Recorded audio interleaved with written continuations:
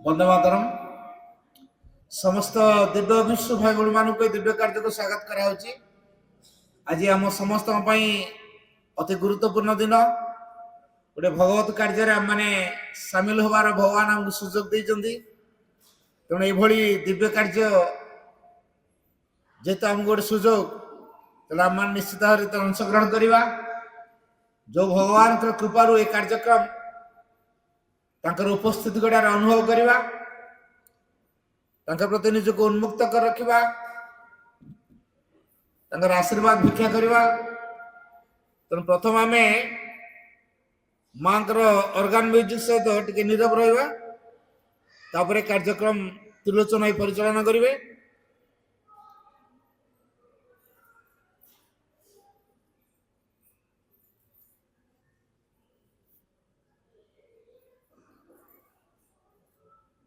Silence.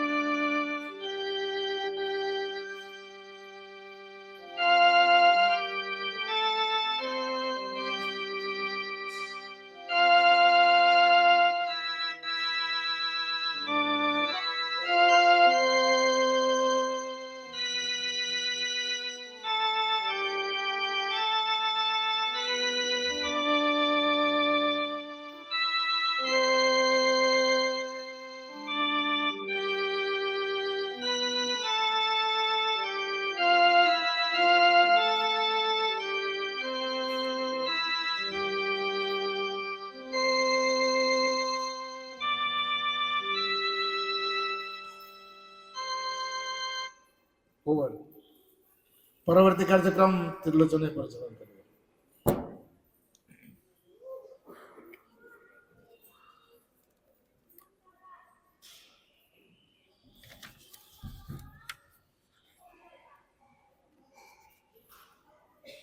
बर्तमान समवेत कंठरे राधार प्रार्थना।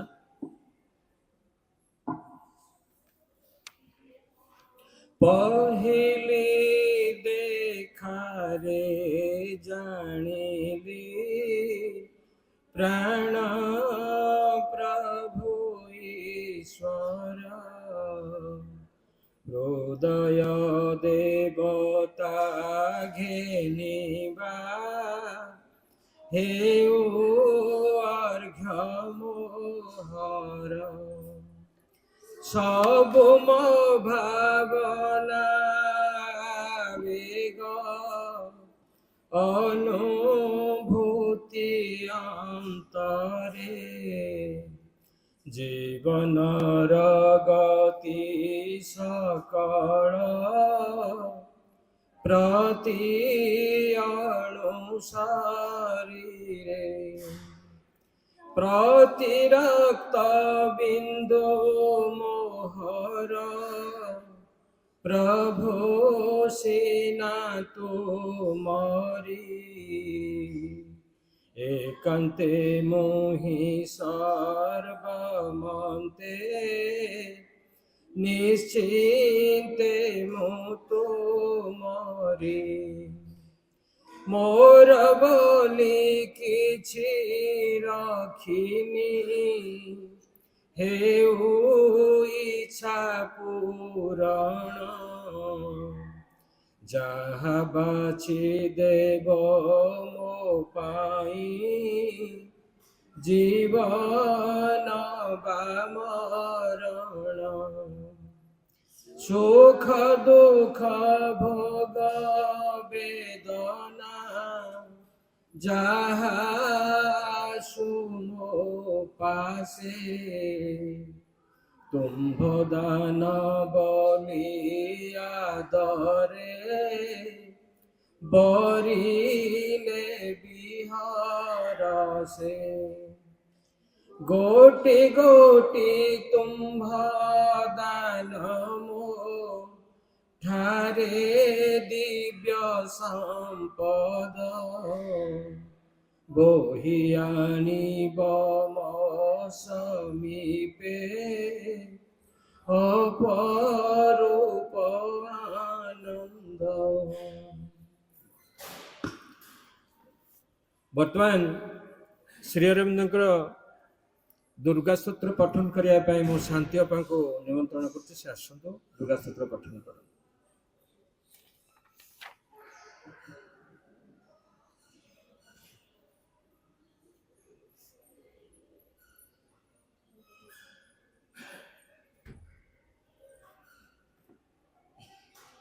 दुर्गा स्तोत्र।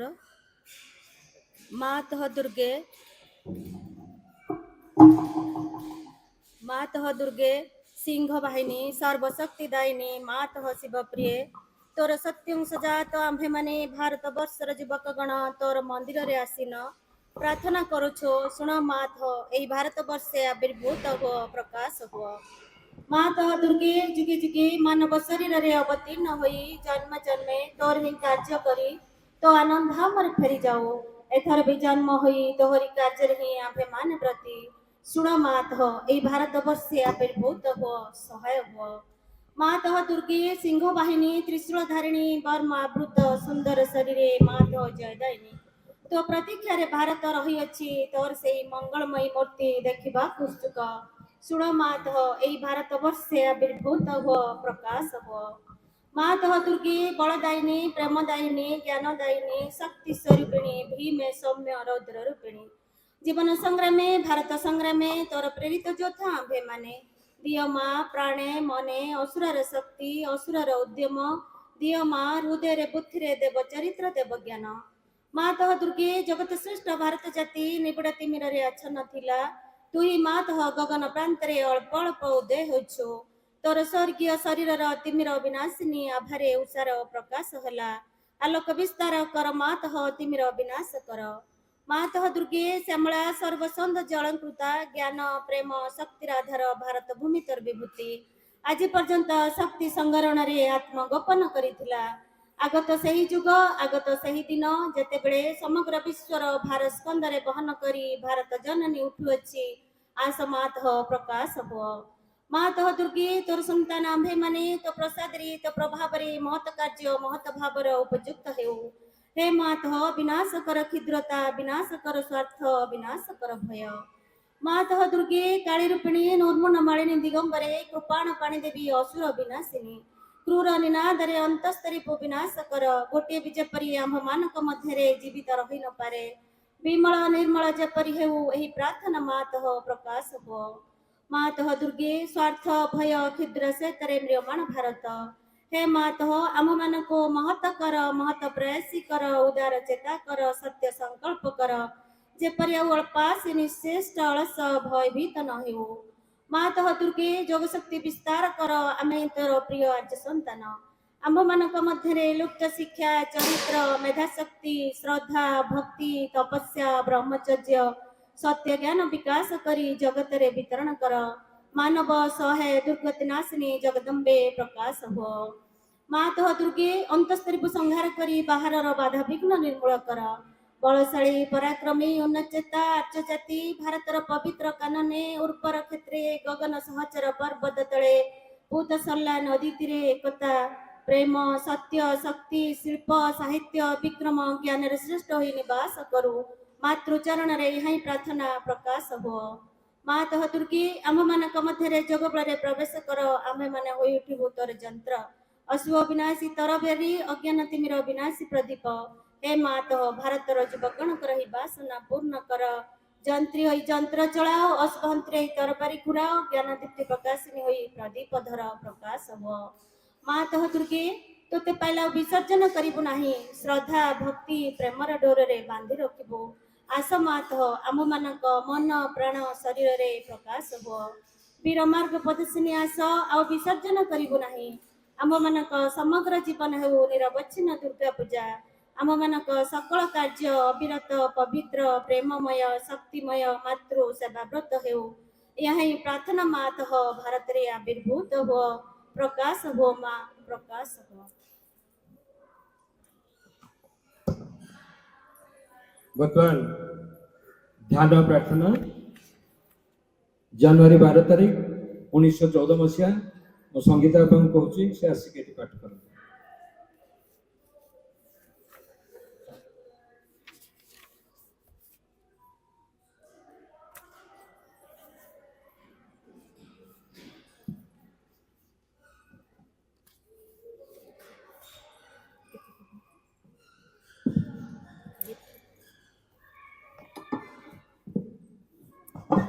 ଧ୍ୟାନ ପ୍ରାର୍ଥନା। କୌଣସି ଶିକ୍ଷା କେବଳ ସେତିକି ବେଳେ ଫଳପ୍ରଦ ହୁଏ ଯଦି ତାହା ହୋଇଥାଏ ଆନ୍ତରିକ, ଅର୍ଥାତ୍ ଯେତେବେଳେ ଯେଉଁ ଶିକ୍ଷା ଦିଆଯାଏ ସେହି ସମୟରେ ତାହାକୁ ଜୀବନ୍ତ ଭାବେ ଉପଲବ୍ଧ କରିବା ଦରକାର। ଅନେକ ସମୟରେ ଯେଉଁ ସବୁ ଶବ୍ଦ ବାରମ୍ବାର ଉଚ୍ଚାରଣ କରାଯାଏ, ସେସବୁ ଚିନ୍ତା ପୁନଃ ପୁନଃ ପ୍ରକାଶ କରାଯାଏ, ତାହା ଆଉ ଆନ୍ତରିକ ହୋଇ ରହିନଥାଏ।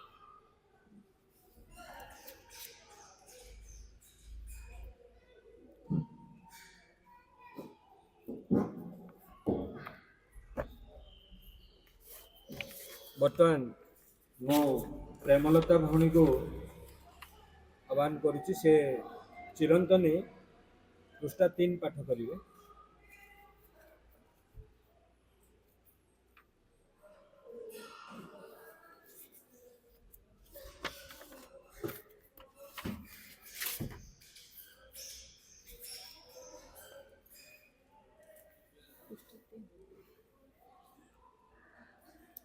ଚରମ ସିଦ୍ଧାନ୍ତ ପାଇଁ ଏକ ଛକ ଜାଗା।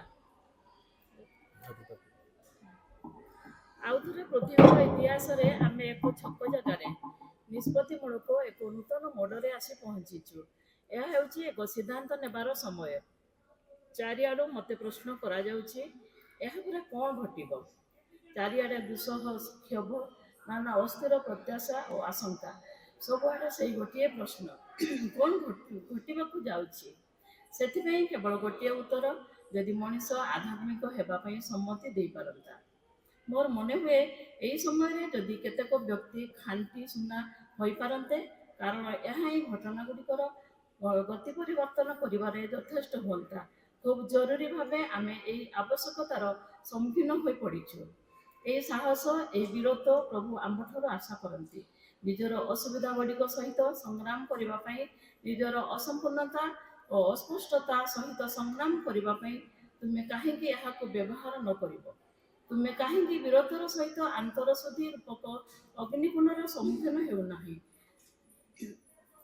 ତା ଭିତରେ ପଶି ନିଜକୁ ଶୁଦ୍ଧ କରୁନାହିଁ? ତାହେଲେ ଏହି ଭୟଙ୍କର ଏବଂ ପ୍ରଚଣ୍ଡ ଧ୍ୱଂସକାରୀ ଶକ୍ତି, ଯାହାକି ସମଗ୍ର ସଭ୍ୟତାକୁ ଅନ୍ଧକାର ମଧ୍ୟରେ ନିଶ୍ଚିହ୍ନ କରିଦେବାକୁ ବସିଛି, ତାହା ଆଉ ତୁମକୁ ଆକ୍ରାନ୍ତ କରିପାରନ୍ତା ନାହିଁ। ପୁଣି ଥରେ ସେହି ଭୟଙ୍କର ଧ୍ୱଂସ ମଧ୍ୟ ଦେଇ ଯିବାର ଆବଶ୍ୟକତା ରହନ୍ତା ନାହିଁ। ଆମ ଆଗରେ ଏହା ହିଁ ସମସ୍ୟା। ପ୍ରତ୍ୟେକଙ୍କୁ ନିଜ ନିଜ ବାଟରେ ଏହି ସମସ୍ୟାର ସମାଧାନ କରିବାକୁ ହେବ।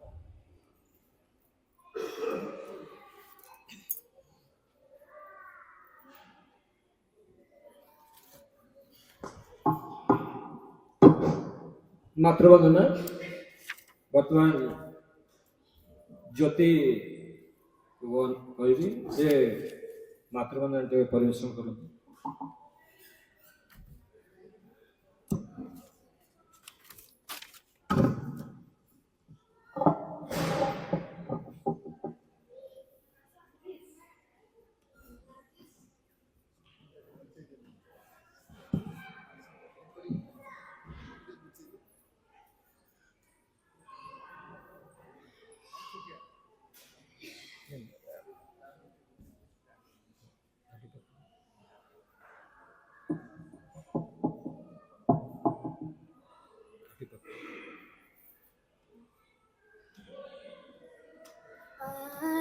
आनन्दमयी चैतन्यमयी मा सत्यमयी चरणे प्रणमे।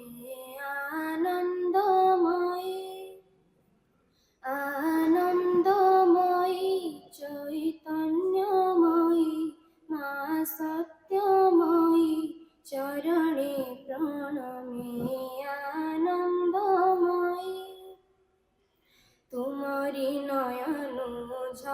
ଝରାଇ ଆନନ୍ଦ ତୁମ ଶ୍ରୀମୁଖର ବାଣୀ ସମ୍ପଦ ତୁମରି ନୟନ ଝରାଇ ଆନନ୍ଦ ତୁମ ଶ୍ରୀମୁଖର ବାଣୀ ସମ୍ପଦ ତୁମ କୃପା ବାରି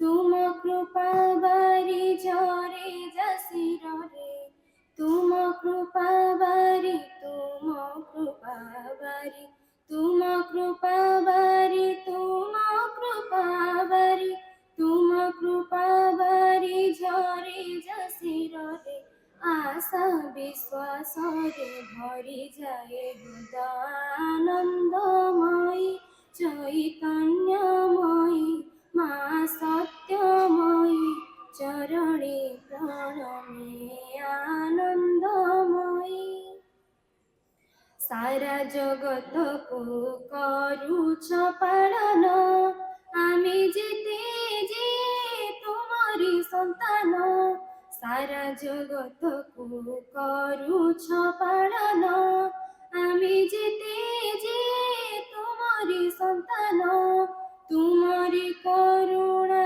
ତୁମରି ଆଶିଷ ତୁମରି କରୁଣା ତୁମରି କରୁଣା ତୁମରି କରୁଣା ତୁମରି କରୁଣା ତୁମରି କରୁଣା ତୁମରି ଆଶିଷ ଆମ ଲକ୍ଷ୍ୟ করে ଅଚିରେ ପୂରଣ ଆନନ୍ଦମୟୀ ଚୈତନ୍ୟମୟୀ ମା ସତ୍ୟମୟୀ ଚରଣେ ପ୍ରଣମେ ଆନନ୍ଦମୟୀ ଆନନ୍ଦମୟୀ ଚୈତନ୍ୟମୟୀ ମା ସତ୍ୟମୟୀ ଚରଣେ ପ୍ରଣମେ ଆନନ୍ଦମୟୀ ଆନନ୍ଦମୟୀ ଗମ ପదని ସନି ସదని ସରି దని ଦ ପସାନି ଦ ମଗରେ ସା ଆନନ୍ଦମୟୀ ନିସ ନିସ దని దని ପଦ ପଦ ମପ ମପ ଗମ ପదని ସదని ସ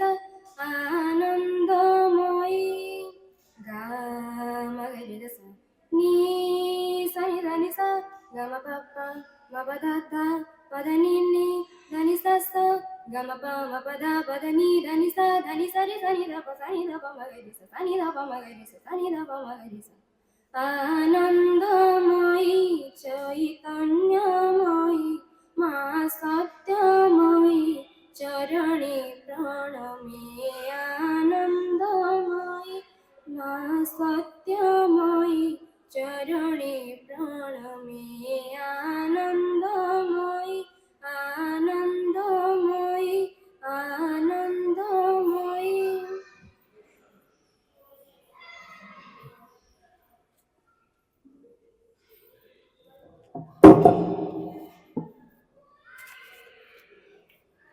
କରୁଣାମୟୀ ମା ପରମ ପ୍ରଭୁ ଶ୍ରୀ ଅରବିନ୍ଦ ତାଙ୍କ ପାଦ ପଦ୍ମରେ ଅନନ୍ତ କୋଟି ପ୍ରଣାମ।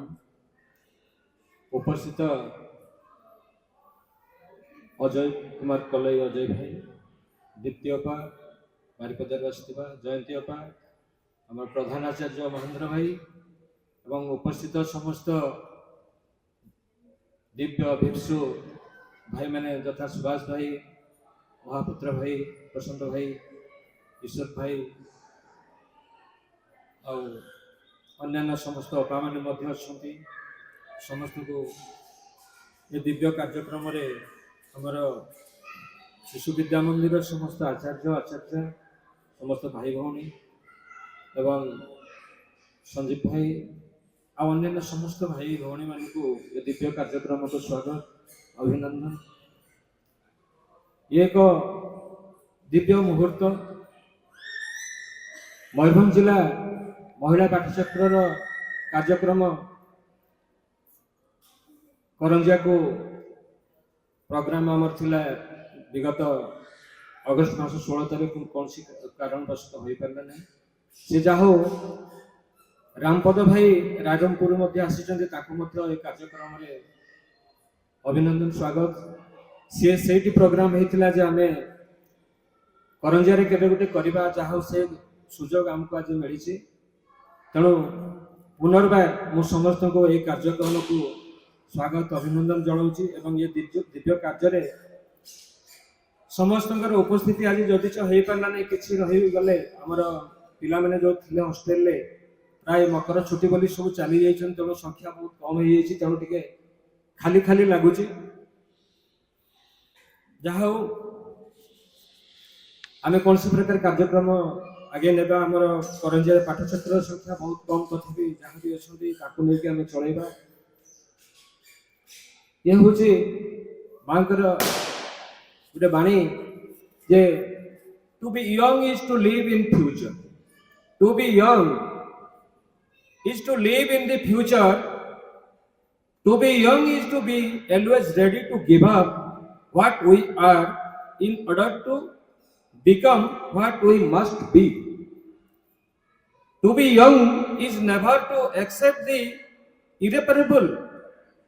अर्थात तरुण होई रहिबा अर्थ भविष्य मध्य जीवन धारण करवा वास्तव में आज एक तरुणमय दिन ये दिवस स्मरण कर दि जाई पारे जे आज हूँ प्रभु हमर दिव्य गुरु विवेकानंद जन्मतिथि एवं ये तरुण मान ये गोटे विशेष खास दिन जे भविष्य को जे दृष्टि न रखी चले से तरुण कह जाई परिबो ना आम प्रकृत में भविष्य को लेकिन बंचवा एवं भविष्य आशारे बंचवा एवं भविष्य ही आमर लक्ष्य तेणु श्री अरविंद जोग ये भविष्य जोग ये अतीतर कौन सी पुरातन जोग ये नुह ये हूँ भविष्य जोग तेणु ये जोगर मूल कथा हूँ पाठचक्र जहाँकि स्टडी सर्कल बोली कहुचे ये स्टडी सर्कल आमर अनेक कथा आलोचना हुए ताहारी भितर आम प्रथम पर्यायर जी आम अध्ययन करने कथा करगले बर्तमान ये पाठचक्र संबंधी पाठचक्र प्रकृत में कौन एवं तार आवश्यकता कौन परिवार गठन रे समाज गठन रे राष्ट्र गठन रे ये पाठचक्र भूमिका कौन ये जो कथा रही ये पाठचक्र को ऑर्गेनाइज करुछंती महिला पाठचक्र श्री अरविंद महिला पाठचक्र को आम जिला स्तरीय आम भौणी श्रीमती जयंती सरदार जयंती अपा समस्त प्रिय एवं नमस्य जयंती अपा ये पाठचक्र आवश्यकता कौन आम विषय वस्तुटी थिला जे नियमित घरोई पाठचक्र आवश्यकता कौन ये पाठचक्र कौन केवल माँ श्री अरविंद जो मैंने आश्रित जो मैंने अनुगामी से मैंने केवल करेंगे ना ये पाठचक्र समस्त आवश्यकता अच्छे पाठचक्र अर्थात आम गोटे कौन धार्मिक गोटे दीक्षा कि गोटे धारणा उपर ये पर्यवेसित नुह ये एक सीधा सड़क आध्यात्मिक कार्यक्रम तेणु ता विषय में जयंती अपा को अनुरोध करी सी पाठचक्र संगठन एवं केमी पाठचक्र कौन कहीं पाठचक्र आवश्यकता परिवार सी आलोकपात करेंगे जयंती अपा को अनुरोध कर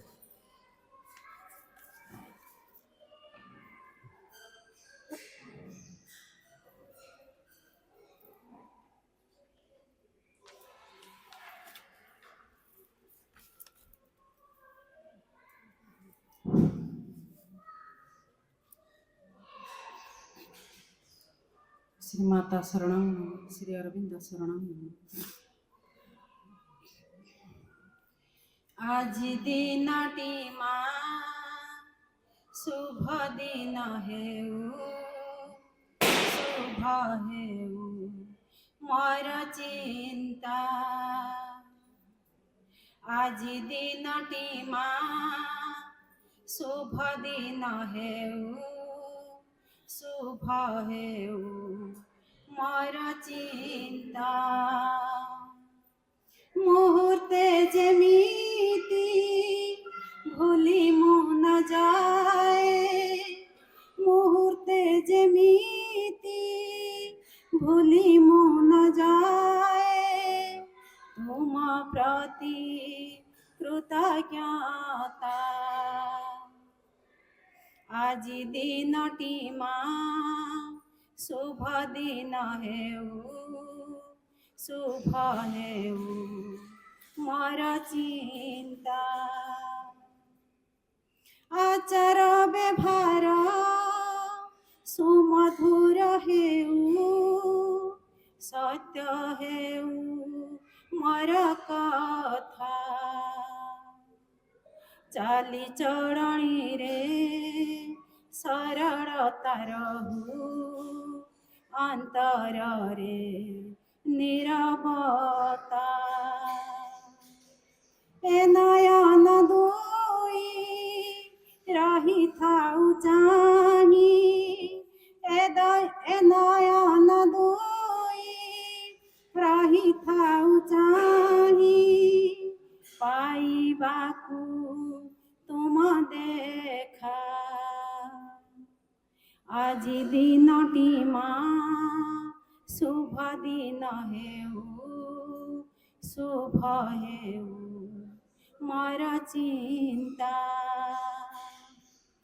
ଯୁଆଡ଼େ ଯାଉଛି ଯାହା ମୁଁ କରୁଛି, ମନେ ପଡ଼ୁ ତୁମ କଥା। ଯାହା ମୁଁ ହୋଇଛି ହେବାକୁ ଯାଉଛି, ଭାବିପାରେ ତୁମ କୃପା।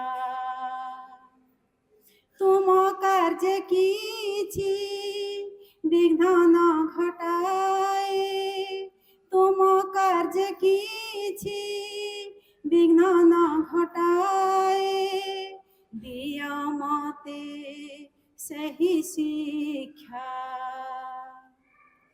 ଆଜି ଦିନଟି ମା ଶୁଭ ଦିନ ହେଉ, ଶୁଭ ହେଉ ମୋର ଚିନ୍ତା। ମୁହୂର୍ତ୍ତେ ଯେମିତି ଭୁଲି ମୁଁ ନ ଯାଏ, ମୁହୂର୍ତ୍ତେ ଯେମିତି ଭୁଲି ମୁଁ ନ ଯାଏ, ତୁମ ପ୍ରତି କୃତଜ୍ଞତା। ଆଜି ଦିନଟି ମା ଶୁଭ ଦିନ ହେଉ, ଶୁଭ ହେଉ ମୋର ଚିନ୍ତା, ଶୁଭ ହେଉ ମୋର ଚିନ୍ତା। କରୁଣାମୟୀ ମା ପରମ ପ୍ରଭୁ ଶ୍ରୀ ଅରବିନ୍ଦ ଏବଂ ଆଜିର ଏହି ପବିତ୍ର ଶ୍ରୀ ଅରବିନ୍ଦ ମହିଳା ପାଠଚକ୍ରରେ ଉପସ୍ଥିତ କେଉଁଝରର ଅଜୟ ଭାଇ ଏବଂ ଏ ମୟୂରଭଞ୍ଜ ଜିଲ୍ଲାର ବିଭିନ୍ନ ଅଞ୍ଚଳରୁ ଆସିଥିବା ସମସ୍ତ ମାତୃପ୍ରେମୀ ଅପା ଭାଇ ଏବଂ ଏହି ପବିତ୍ର ଅନୁଷ୍ଠାନର ଆଚାର୍ଯ୍ୟ ସାର୍, ଗୁରୁଜୀ, ଗୁରୁମା ଏବଂ ଅଭିଭାବକ ଅପା ଭାଇ ଏବଂ ସମସ୍ତ କୁନି କୁନି ଛାତ୍ରଛାତ୍ରୀ ମାନଙ୍କୁ ମୋର ଅନ୍ତରରୁ ପ୍ରଣାମ ଏବଂ ଆଜିର ଏହି ପାଠଚକ୍ର ପାଇଁ ସ୍ୱାଗତ ଜଣାଉଛି ଏବଂ ମାଙ୍କ ପାଖରେ କୃତଜ୍ଞତା ଜ୍ଞାପନ କରୁଛି।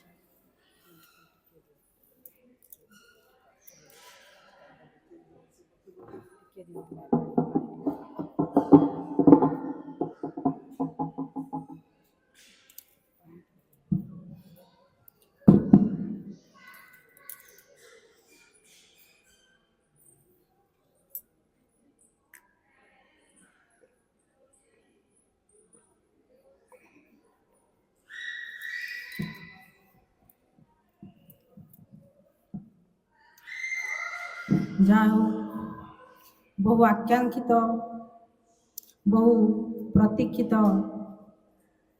ଆଜିର ଏହି ପାଠଚକ୍ର ଗତ ବର୍ଷ ଆମେ କିଟି ସାହିରେ ସାଂଗଠନିକ ବୈଠକରେ ଆଲୋଚନା ହୋଇଥିଲା ଯେ ଆମେ ବାବନଘାଟି ଏବଂ ପଞ୍ଚପିଡ଼ ସବ୍ ଡିଭିଜନରେ ଦୁଇଟି ଜିଲ୍ଲାସ୍ତରୀୟ ପାଠଚକ୍ର କାର୍ଯ୍ୟକ୍ରମ କରିବା ପାଇଁ। ଗତ ବର୍ଷ ଆମେ ଏହି ପ୍ରୋଗ୍ରାମ ଜାମଦା ଶ୍ରୀ ଅରବିନ୍ଦ ପୂର୍ଣ୍ଣାଙ୍ଗ ଶିକ୍ଷା କେନ୍ଦ୍ର ପ୍ରାଙ୍ଗଣରେ ସରସ୍ୱତୀ ପୂଜା ପରଦିନ ଅନୁଷ୍ଠିତ କରିଥିଲୁ। ତାପରେ ପରେ ଏ ବର୍ଷ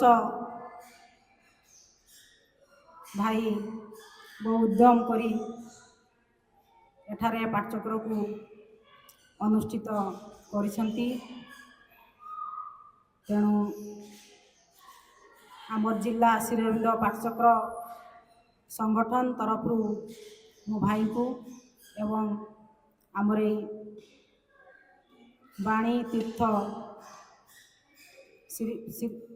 ଶିଶୁ ମନ୍ଦିରର ସମସ୍ତ ପରିଚାଳନା କମିଟିର ସଦସ୍ୟ ଏବଂ ସମସ୍ତ ଅପା ଭାଇ, ଆମ ଭାଷାରେ ଅପା ଭାଇ, ଗୁରୁଜୀ ଗୁରୁମା ଆଚାର୍ଯ୍ୟ ସମସ୍ତଙ୍କୁ ତାଙ୍କର ଏ ଆୟୋଜନ ପାଇଁ ଗଭୀର ଅନ୍ତରୁ ଗଭୀର ଧନ୍ୟବାଦ ଏବଂ ମାଙ୍କ ଠାରେ ତାଙ୍କ ପାଇଁ କୃତଜ୍ଞତା ଜ୍ଞାପନ କରୁଛି। ଯଦିଓ ଆମ ପାଇଁ ସମୟ ସ୍ୱଳ୍ପ, ଯେଉଁ ବିଷୟଟା ମୋତେ ଦିଆହେଇଛି ଗୋଟେ ବହୁତ ବ୍ୟାପକ ବିଷୟ, ତାକୁ ଯେତେ କହିଲେ ତାକୁ ସମୟ ନିଅଣ୍ଟ। ତେଣୁ ମୁଁ ଖାଲି ସର୍ଟରେ କହିବି, କାହିଁକି ଆଗକୁ ଆମର ଦ୍ୱିତୀୟ ଅପା ଅଛନ୍ତି, ଅଜୟ ଭାଇ ଅଛନ୍ତି, ସେମାନେ ଅନ୍ୟାନ୍ୟ ବିଷୟ ଉପରେ ଆଲୋଚନା କରିବେ। ପ୍ରକୃତିରେ ଆଲୋଚନାରେ ଆମେ 3-4 ଜଣ ବକ୍ତା ରଖିବା ଉଚିତ ନୁହଁ, ଯେହେତୁ ଶ୍ରୀରନ୍ଧଙ୍କ ଯୋଗକୁ ବୁଝିବା ସାଧାରଣ ମନୁଷ୍ୟ ପକ୍ଷେ, ସାଧାରଣ ମନ ପକ୍ଷେ ସହଜ ନୁହେଁ। କିନ୍ତୁ ଯେହେତୁ ଏଇଟା ଆମର ପ୍ରାଥମିକ ଅବସ୍ଥା, ତେଣୁ ସବୁ ଦିଗକୁ ଟିକେ ଟିକେ ଆମେ ଆଲୋକପାତ କରିବା। ପାଠଚକ୍ର କହିଲେ ବାହ୍ୟ ଭାବରେ ଆମେ କୌଣସି ଗୋଟେ ଆଧ୍ୟାତ୍ମିକ ବିଷୟକୁ ଆଲୋଚନା କରି ସେହି ଦିଗରେ ନିଜ ଜୀବନକୁ ପରିଚାଳିତ କରିବା ପାଇଁ ସଂକଳ୍ପ ନେବାକୁ ବୁଝାଏ ବାହ୍ୟ ଭାବରେ, କିନ୍ତୁ ତାର ଆଧ୍ୟାତ୍ମିକ ଅର୍ଥ ହେଉଛି ବହୁତ ବ୍ୟାପକ।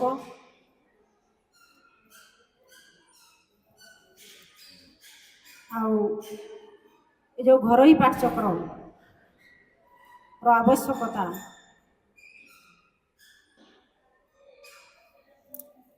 ଆଜିକାଲି ବିଭିନ୍ନ ଜାଗାରେ ବିବର୍ତ୍ତନ ଧାରାରେ ଯେଉଁ ମଣିଷ ସୃଷ୍ଟି ହେଲା ପରେ ବିବର୍ତ୍ତନ ଧାରାରେ ଭଗବାନ ବିଭିନ୍ନ ଅବତାର ନେଇକି ବିଭିନ୍ନ ଜାଗାରେ ବିଭିନ୍ନ ଧର୍ମାନୁଷ୍ଠାନ ମାନ ଗଢ଼ି ଉଠିଛି। କେବଳ ମଣିଷକୁ ପରିବର୍ତ୍ତନ କରିବା ପାଇଁ।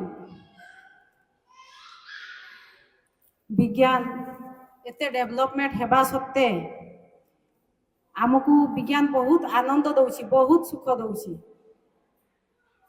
କ୍ଷଣିକ ପାଇଁ, କିନ୍ତୁ ତଥାପି ମଣିଷ ଶାନ୍ତିରେ ରହିପାରୁନାହିଁ। ଯେତେ ଶିକ୍ଷିତ ହେଲେ ମଧ୍ୟ, ଯେତେ ଜ୍ଞାନ ଲାଭ କଲେ ମଧ୍ୟ, ଯେତେ ଲକ୍ଜରିୟସ୍ ଗାଡ଼ିରେ ବୁଲିଲେ ମଧ୍ୟ, କିମ୍ବା ଯେତେ ଏସି ରୁମ୍ରେ ରହିଲେ ବି ତାକୁ ସନ୍ତୁଷ୍ଟ ଲାଗୁନାହିଁ। ସେ ସବୁ ଜାଗାରୁ, ସବୁ ଦିଗରୁ ପୂର୍ଣ୍ଣତା ପାଇଁ ଆଗେଇ ଚାଲିଛି, କିନ୍ତୁ କୌଣସିଥିରେ ମଣିଷ ସନ୍ତୁଷ୍ଟ ହୋଇପାରୁନାହିଁ। ତେଣୁ ବିଭିନ୍ନ ଜାଗାରେ ଭଗବତ ଟୁଙ୍ଗି, ବିଭିନ୍ନ ଧାର୍ମିକ ଅନୁଷ୍ଠାନ ମାନ ଗଢ଼ି ଉଠିଛି। ପାଠଚକ୍ର ମଧ୍ୟ ସେମିତି ଗୋଟେ ଅନୁଷ୍ଠାନ, କିନ୍ତୁ ଏଥିରେ କୌଣସି ଧର୍ମ ସମ୍ପ୍ରଦାୟ ବା କୌଣସି ଜାତି, ଧର୍ମ, ଲିଙ୍ଗର କିଛି ଭେଦ ନଥାଏ। ସବୁ ଧର୍ମର ଲୋକ ସମସ୍ତେ, ପୁରୁଷ ନାରୀ, ବୁଢ଼ା ଶିଶୁ ସମସ୍ତେ ଏଥିରେ ଭାଗିଦାର ହୋଇପାରିବେ, ନିଜ ଜୀବନକୁ ପରିବର୍ତ୍ତନ କରିପାରିବେ। ଯଦି ଆମେ ଏଇ ଭିତରୁ ଗ୍ରହଣ କରିବା ତେବେ ଏ ଜିନିଷକୁ ଦୃଢ଼ ଭାବରେ ବୁଝିପାରିବା। କାରଣ ପାଠଚକ୍ରର କଥା ଆମେ ଆଲୋଚନାରେ କେବେ ବି କାହାରିକୁ ବୁଝେଇ ହେବ ନାହିଁ। ପାଠଚକ୍ର ହେଉଛି ଗୋଟେ ପ୍ରାକ୍ଟିକେବୁଲ ଜିନିଷ। ଏଇଟା ଯିଏ ପ୍ରାକ୍ଟିସ୍ କରେ ସିଏ ହିଁ ଅନୁଭବୀ ହୁଏ ଏବଂ ତା ବିଷୟରେ ସେ ଜାଣିପାରେ। ନଚେତ୍ ଯେତେ ଆଲୋଚନା କଲେ ମଧ୍ୟ, ଯେତେ କହିଲେ ମଧ୍ୟ ତାହା ସମୁଦ୍ରରେ ସଂଖେ ପାଣି ସଦୃଶ ହେବ। ତେଣୁ ଯେହେତୁ ସମସ୍ତ ଧର୍ମର ମୂଳ ହେଉଛି ଘର, ପରିବାର, ଗାର୍ହସ୍ଥ ଧର୍ମରୁ ହିଁ ଗୋଟେ ମଣିଷର ଜୀବନ ଆରମ୍ଭ ହୁଏ। ଯଦି ଘର ପରିବାର ପରିବେଶ ଠିକ୍ ଥାଏ ତାହେଲେ ଶିଶୁଟିଏ ଭବିଷ୍ୟତରେ ଭଲ ମଣିଷଟିଏ ହୋଇପାରେ। ସମାଜ ପାଇଁ, ନିଜ ପରିବାର ପାଇଁ, ନିଜ ପଡ଼ୋଶୀ ପାଇଁ, ଗାଁ ପାଇଁ, ସମାଜ ପାଇଁ ଏବଂ ରାଷ୍ଟ୍ର ପାଇଁ ସେ ଗୋଟେ ଉତ୍ତମ ନାଗରିକ ହୋଇପାରେ। କିନ୍ତୁ ଯଦି ଘରେ ଯଦି ଆମର ଶିଶୁ ଠିକ୍ ଭାବରେ ଶିକ୍ଷା ନ ପାଏ, ଆମେ ଯଦି କେବଳ ତାକୁ ଖାଲି ଆମର ପାଳନ ପୋଷଣ ବା ଟଙ୍କା ରୋଜଗାର କିମ୍ବା ନିଜର ସ୍ୱାର୍ଥ ପାଇଁ ତାକୁ ୟୁଜ୍ କରିବା, ୟୁଜ୍ ଆଣ୍ଡ ଥ୍ରୋ ଭଳିଆ, ତାହେଲେ ତା ଜୀବନ ଏବଂ ଆମ ଜୀବନ ମଧ୍ୟ ପରବର୍ତ୍ତୀ ସମୟରେ ମାନେ ଦୁଃଖମୟ ହେଇଥାଏ ନିଶ୍ଚିତ ଭାବରେ। ତେଣୁ ଏବେ ଯେଉଁ ଚାଲିଛି ପାକିସ୍ତାନରେ ଗୋଟେ ଯେଉଁ 2004 ମସିହାରେ ଗୋଟେ ସୈନିକ ବିଦ୍ୟାଳୟରେ ସନ୍ତ୍ରାସବାଦୀମାନେ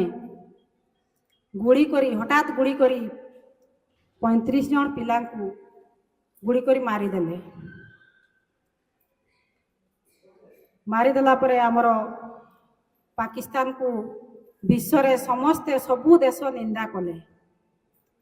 ତେଣୁ ପାକିସ୍ତାନ ସରକାର ଅସ୍ତବ୍ୟସ୍ତ ହେଇକି ସେ ସନ୍ତ୍ରାସବାଦୀ 15ଟାକୁ ସେ ଧରିକି ତାଙ୍କୁ ଜେଲ ଦଣ୍ଡ ଦେଲା ଏବଂ ତାଙ୍କୁ ମଧ୍ୟ ଫାଶୀ ଦଣ୍ଡ ଦିଆଗଲା। କିନ୍ତୁ ସେଇଥିରେ କ'ଣ ପରିବର୍ତ୍ତନ ହେଇଗଲା କି? ତାର କାରଣ ଆଜି ପର୍ଯ୍ୟନ୍ତ କେହି ଖୋଜି ପାରୁନାହାନ୍ତି।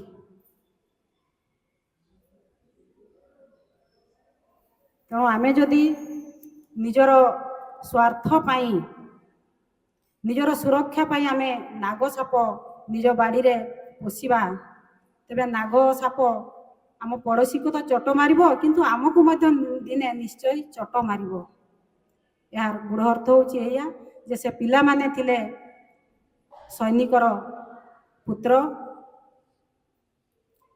ଯେଉଁମାନେ କି ସନ୍ତ୍ରାସବାଦୀ ମାନଙ୍କର ପରମ ଶତ୍ରୁ, ମାନେ ବାହ୍ୟ ଭାଗରେ ଦେଖିବାକୁ ଗଲେ ଯେ, ତେଣୁ ସେମାନେ ଭାବିଲେ ମୁଳୁ ମାଇଲେ ଜୀବ ସରି, ଏ ଯେଉଁ ଉକ୍ତିଟା କୁହାଯାଏ, ତେଣୁ ସେମାନେ ତାଙ୍କୁ ମାରିଦେଲେ। କିନ୍ତୁ ଏବେ ବି ତାର କାରଣ ପାକିସ୍ତାନ ସରକାର ଖୋଜି ପାଇନି। କିନ୍ତୁ ଅସଲ କଥା ହେଉଛି ଆମର ବର୍ବରତା, ନିଷ୍ଠୁରତା, ଅମାନବିକତା। ଯେତେ ମଣିଷ ଶିକ୍ଷିତ ହେଉଛି, ଯେତେ ବିଜ୍ଞାନର ଡେଭଲପ୍ ହେଉଛି, ସେତେ ବର୍ବରତା, କ୍ରୂରତା, ହିଂସ୍ରତା ବଢ଼ି ଚାଲିଛି ସବୁଆଡ଼େ। ମଣିଷ କେଉଁଥିରେ ବି ସନ୍ତୁଷ୍ଟ ପାଇପାରୁନାହିଁ। କେବଳ ତାର କାରଣ ହେଉଛି ରୂପାନ୍ତର, ମନ ପ୍ରାଣ ଶରୀରର ରୂପାନ୍ତର। ଯେ ପର୍ଯ୍ୟନ୍ତ ମଣିଷର ମନ ପ୍ରାଣ ରୂପାନ୍ତର ନ ହୋଇଛି ଏସବୁର ବିଲୋପ ଅବଶ୍ୟମ୍ଭାବୀ। ତେଣୁ ଶ୍ରୀ ଅରବିନ୍ଦ ଦେଶ ସ୍ୱାଧୀନ ପାଇଁ ନିଜେ ତପସ୍ୟା କଲେ। ମହାଭାରତ ଯୁଦ୍ଧରେ କୃଷ୍ଣଙ୍କର ଯେଉଁ ଭୂମିକା ଥିଲା, ଭାରତ ସ୍ୱାଧୀନତା କ୍ଷେତ୍ରରେ ମଧ୍ୟ ଶ୍ରୀ ଅରବିନ୍ଦଙ୍କର ସେଇ ଭୂମିକା ଥିଲା। ତେଣୁ ମା ତାଙ୍କୁ ଆଶୀର୍ବାଦ ଦେଇ କହିଥିଲେ, ମୁଁ ଖାଲି ସର୍ଟରେ କହୁଛି, ଯେ ଅଗଷ୍ଟ 15 ଶ୍ରୀ ଅରବିନ୍ଦଙ୍କ ଜନ୍ମଦିନରେ ହିଁ ଭାରତ ସ୍ୱାଧୀନ ହେବ ଏବଂ ସେଇ ଦିନଟି ହିଁ ଭାରତ ସ୍ୱାଧୀନ ହେଇଛି, ଅଗଷ୍ଟ 15 ତାରିଖ। ଆଉ ଏଇଟା ଶ୍ରୀ ଅରବିନ୍ଦଙ୍କ ପ୍ରତି ଭାରତ ମାତାର ଏକ ଦିବ୍ୟ କୃପା। କିନ୍ତୁ ଶ୍ରୀ ଅରବିନ୍ଦ ସେତିକିରେ ସନ୍ତୁଷ୍ଟ ରହିନଥିଲେ, କାରଣ ଭାରତ ସିନା ସ୍ୱାଧୀନ ହେଲା, କିନ୍ତୁ ଭାରତରେ ମଧ୍ୟ ସମସ୍ତେ ଭାତୃଭାବ ନ ରଖି ପରସ୍ପର ମଧ୍ୟରେ ହିଂସା ବର୍ବରତା ବୃଦ୍ଧି ପାଇଲା। ତେଣୁ ଏସବୁର ବିଲୋପ କରିବା ପାଇଁ ସେ ନିଜେ ପଣ୍ଡିଚେରୀରେ ସାଧନାରେ ବ୍ରତୀ ରହିଲେ ଏବଂ ସେ ନିଜେ ଅତିମାନସ ଶକ୍ତିକୁ ଉତ୍ତରେ ଆଣି ପୃଥିବୀ ପୃଷ୍ଠରେ ଅବତରଣ କରାଇଲେ ଏବଂ ସେହି ଶକ୍ତି ଏବେ ଆମର କାର୍ଯ୍ୟକାରିଣୀ ମହାଶକ୍ତି ଶ୍ରୀମା କାର୍ଯ୍ୟ କରୁଛନ୍ତି। ତେଣୁ ଆମେ ଯଦି ଏ ପାଠଚକ୍ରରେ ବସିବା, ତାଙ୍କର ଶୁଣିବା ଏବଂ ବହି ବି ପଢ଼ିବା ଏବଂ ନିୟମିତ ନିଜେ ସ୍ୱାଧ୍ୟାୟ କରିବା, ତାହେଲେ ନିଶ୍ଚିତ ଭାବରେ ସେ ଶକ୍ତି ପ୍ରକାଶ୍ୟ ରୂପେ ସମସ୍ତଙ୍କ ଭିତରେ କ୍ରିୟା କରିବ। ଆଉ ଯେଉଁ ଜାଗାରେ ପାଠଚକ୍ର ହୁଏ ସେ ହେଉଛି ଅତିମାନ ଶକ୍ତିର ତପଭୂମି। ତେଣୁ ଆଜି ଏଇ ଯେଉଁ ଭୂମି ପ୍ରକୃତରେ ଏ ଭୂମି ତପସ୍ୟା କରିଥିଲା, ଯାହାଫଳରେ ଆଜି ପବିତ୍ର ପାଠଚକ୍ର ଏଠାରେ ଅନୁଷ୍ଠିତ ହେବାକୁ ଯାଉଛି। ତେଣୁ ଆମେ ଯଦି এই ପାଠଚକ୍ର ଘରେ ଘରେ କରିବା, ଘରେ କରିବା ଅର୍ଥ ହେଉଛି ଆମେ ଧର ନିଜେ ମୁଁ ଆସିଛି ଆଜି ଏଇଠି ପାଠଚକ୍ରରେ ଆଟେଣ୍ଡ କଲି, କିନ୍ତୁ ମୋ ଘର ଲୋକ ଜାଣିବେ କେମିତି? ନିଶ୍ଚିତ ଭାବରେ ମୁଁ ଯଦି ଏଇ ପାଠଚକ୍ର ଘରେ କରିବି, ଆଜି ନହେଲେ କାଲି ଯିଏ ଗ୍ରହଣ କରୁ କି ନ କରୁ, ତାର ପ୍ରଭାବ ନିଶ୍ଚିତ ଭାବରେ ସମସ୍ତଙ୍କ ଉପରେ ପଡ଼ିବ। ସଂକ୍ରାମକ ରୋଗ ଭଳିଆ ବ୍ୟାପିଯିବ ଏବଂ ସମସ୍ତେ ଏ ପାଠଚକ୍ରର ଗୁରୁତ୍ୱକୁ ବୁଝିପାରିବେ। ପାଠଚକ୍ର ଗୋଟେ ଅଲଗା ଶବ୍ଦ ନୁହେଁ, ଏହା କୌଣସି ଧାର୍ମିକ ନୁହେଁ, ଏହା ନିଜ ଜୀବନକୁ ଆମେ ଜନ୍ମ ହେଇଛୁ, ନିଜ ଜୀବନକୁ କେମିତି ପରିଚାଳିତ କରିବୁ, ନିଜ ଆତ୍ମାର ନିର୍ଦ୍ଦେଶରେ କେମିତି ପରିଚାଳିତ କରିବୁ, ସେ ଜିନିଷଟି ଆମେ ଭୁଲି ଯାଇଥାଉ। ତେଣୁ ଆମେ ଯଦି ପାଠଚକ୍ର କରିବୁ, ନିଶ୍ଚିତ ଭାବରେ ପରିବାରରେ ଶିଶୁଟିଏ ବଦଳିଯିବ। ଶାଶୁ ବୋହୂ ମଧ୍ୟରେ ଯେଉଁ କଳି ଝଗଡ଼ା ହେଉଛି ସେସବୁ ବି ବଦଳିଯିବ।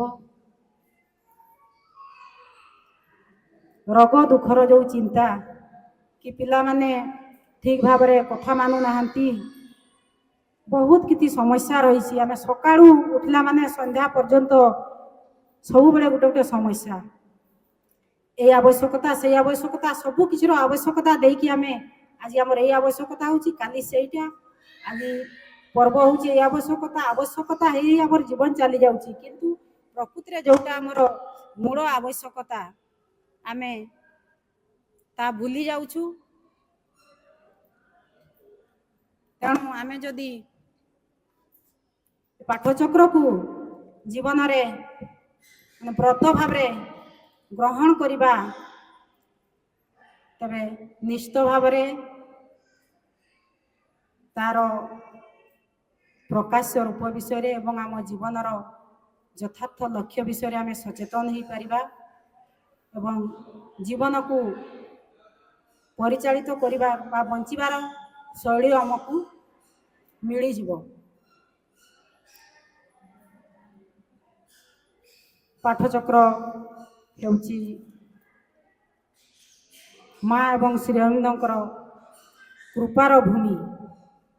ତାଙ୍କର କୃପା ଡାଇରେକ୍ଟ ତାଙ୍କର ଫୋର୍ସ ପାଠଚକ୍ରରେ କାର୍ଯ୍ୟ କରିଥାଏ।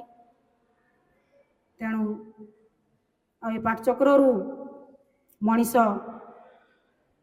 ତାର ଜୀବନର ପାଠଚକ୍ର ମାନେ ଜୀବନର ସମସ୍ତ ଦିଗକୁ ପାଠଚକ୍ର ଉନ୍ମୁକ୍ତ କରିଦିଏ ଏବଂ ଜୀବନର ସତ୍ସାହସ ଏବଂ ସତ୍ ପ୍ରେରଣା ସେ ପାଏ ଏବଂ ଜୀବନକୁ ବଳିଷ୍ଠ କରି ସେ ଗଢ଼ି ତୋଳିବାର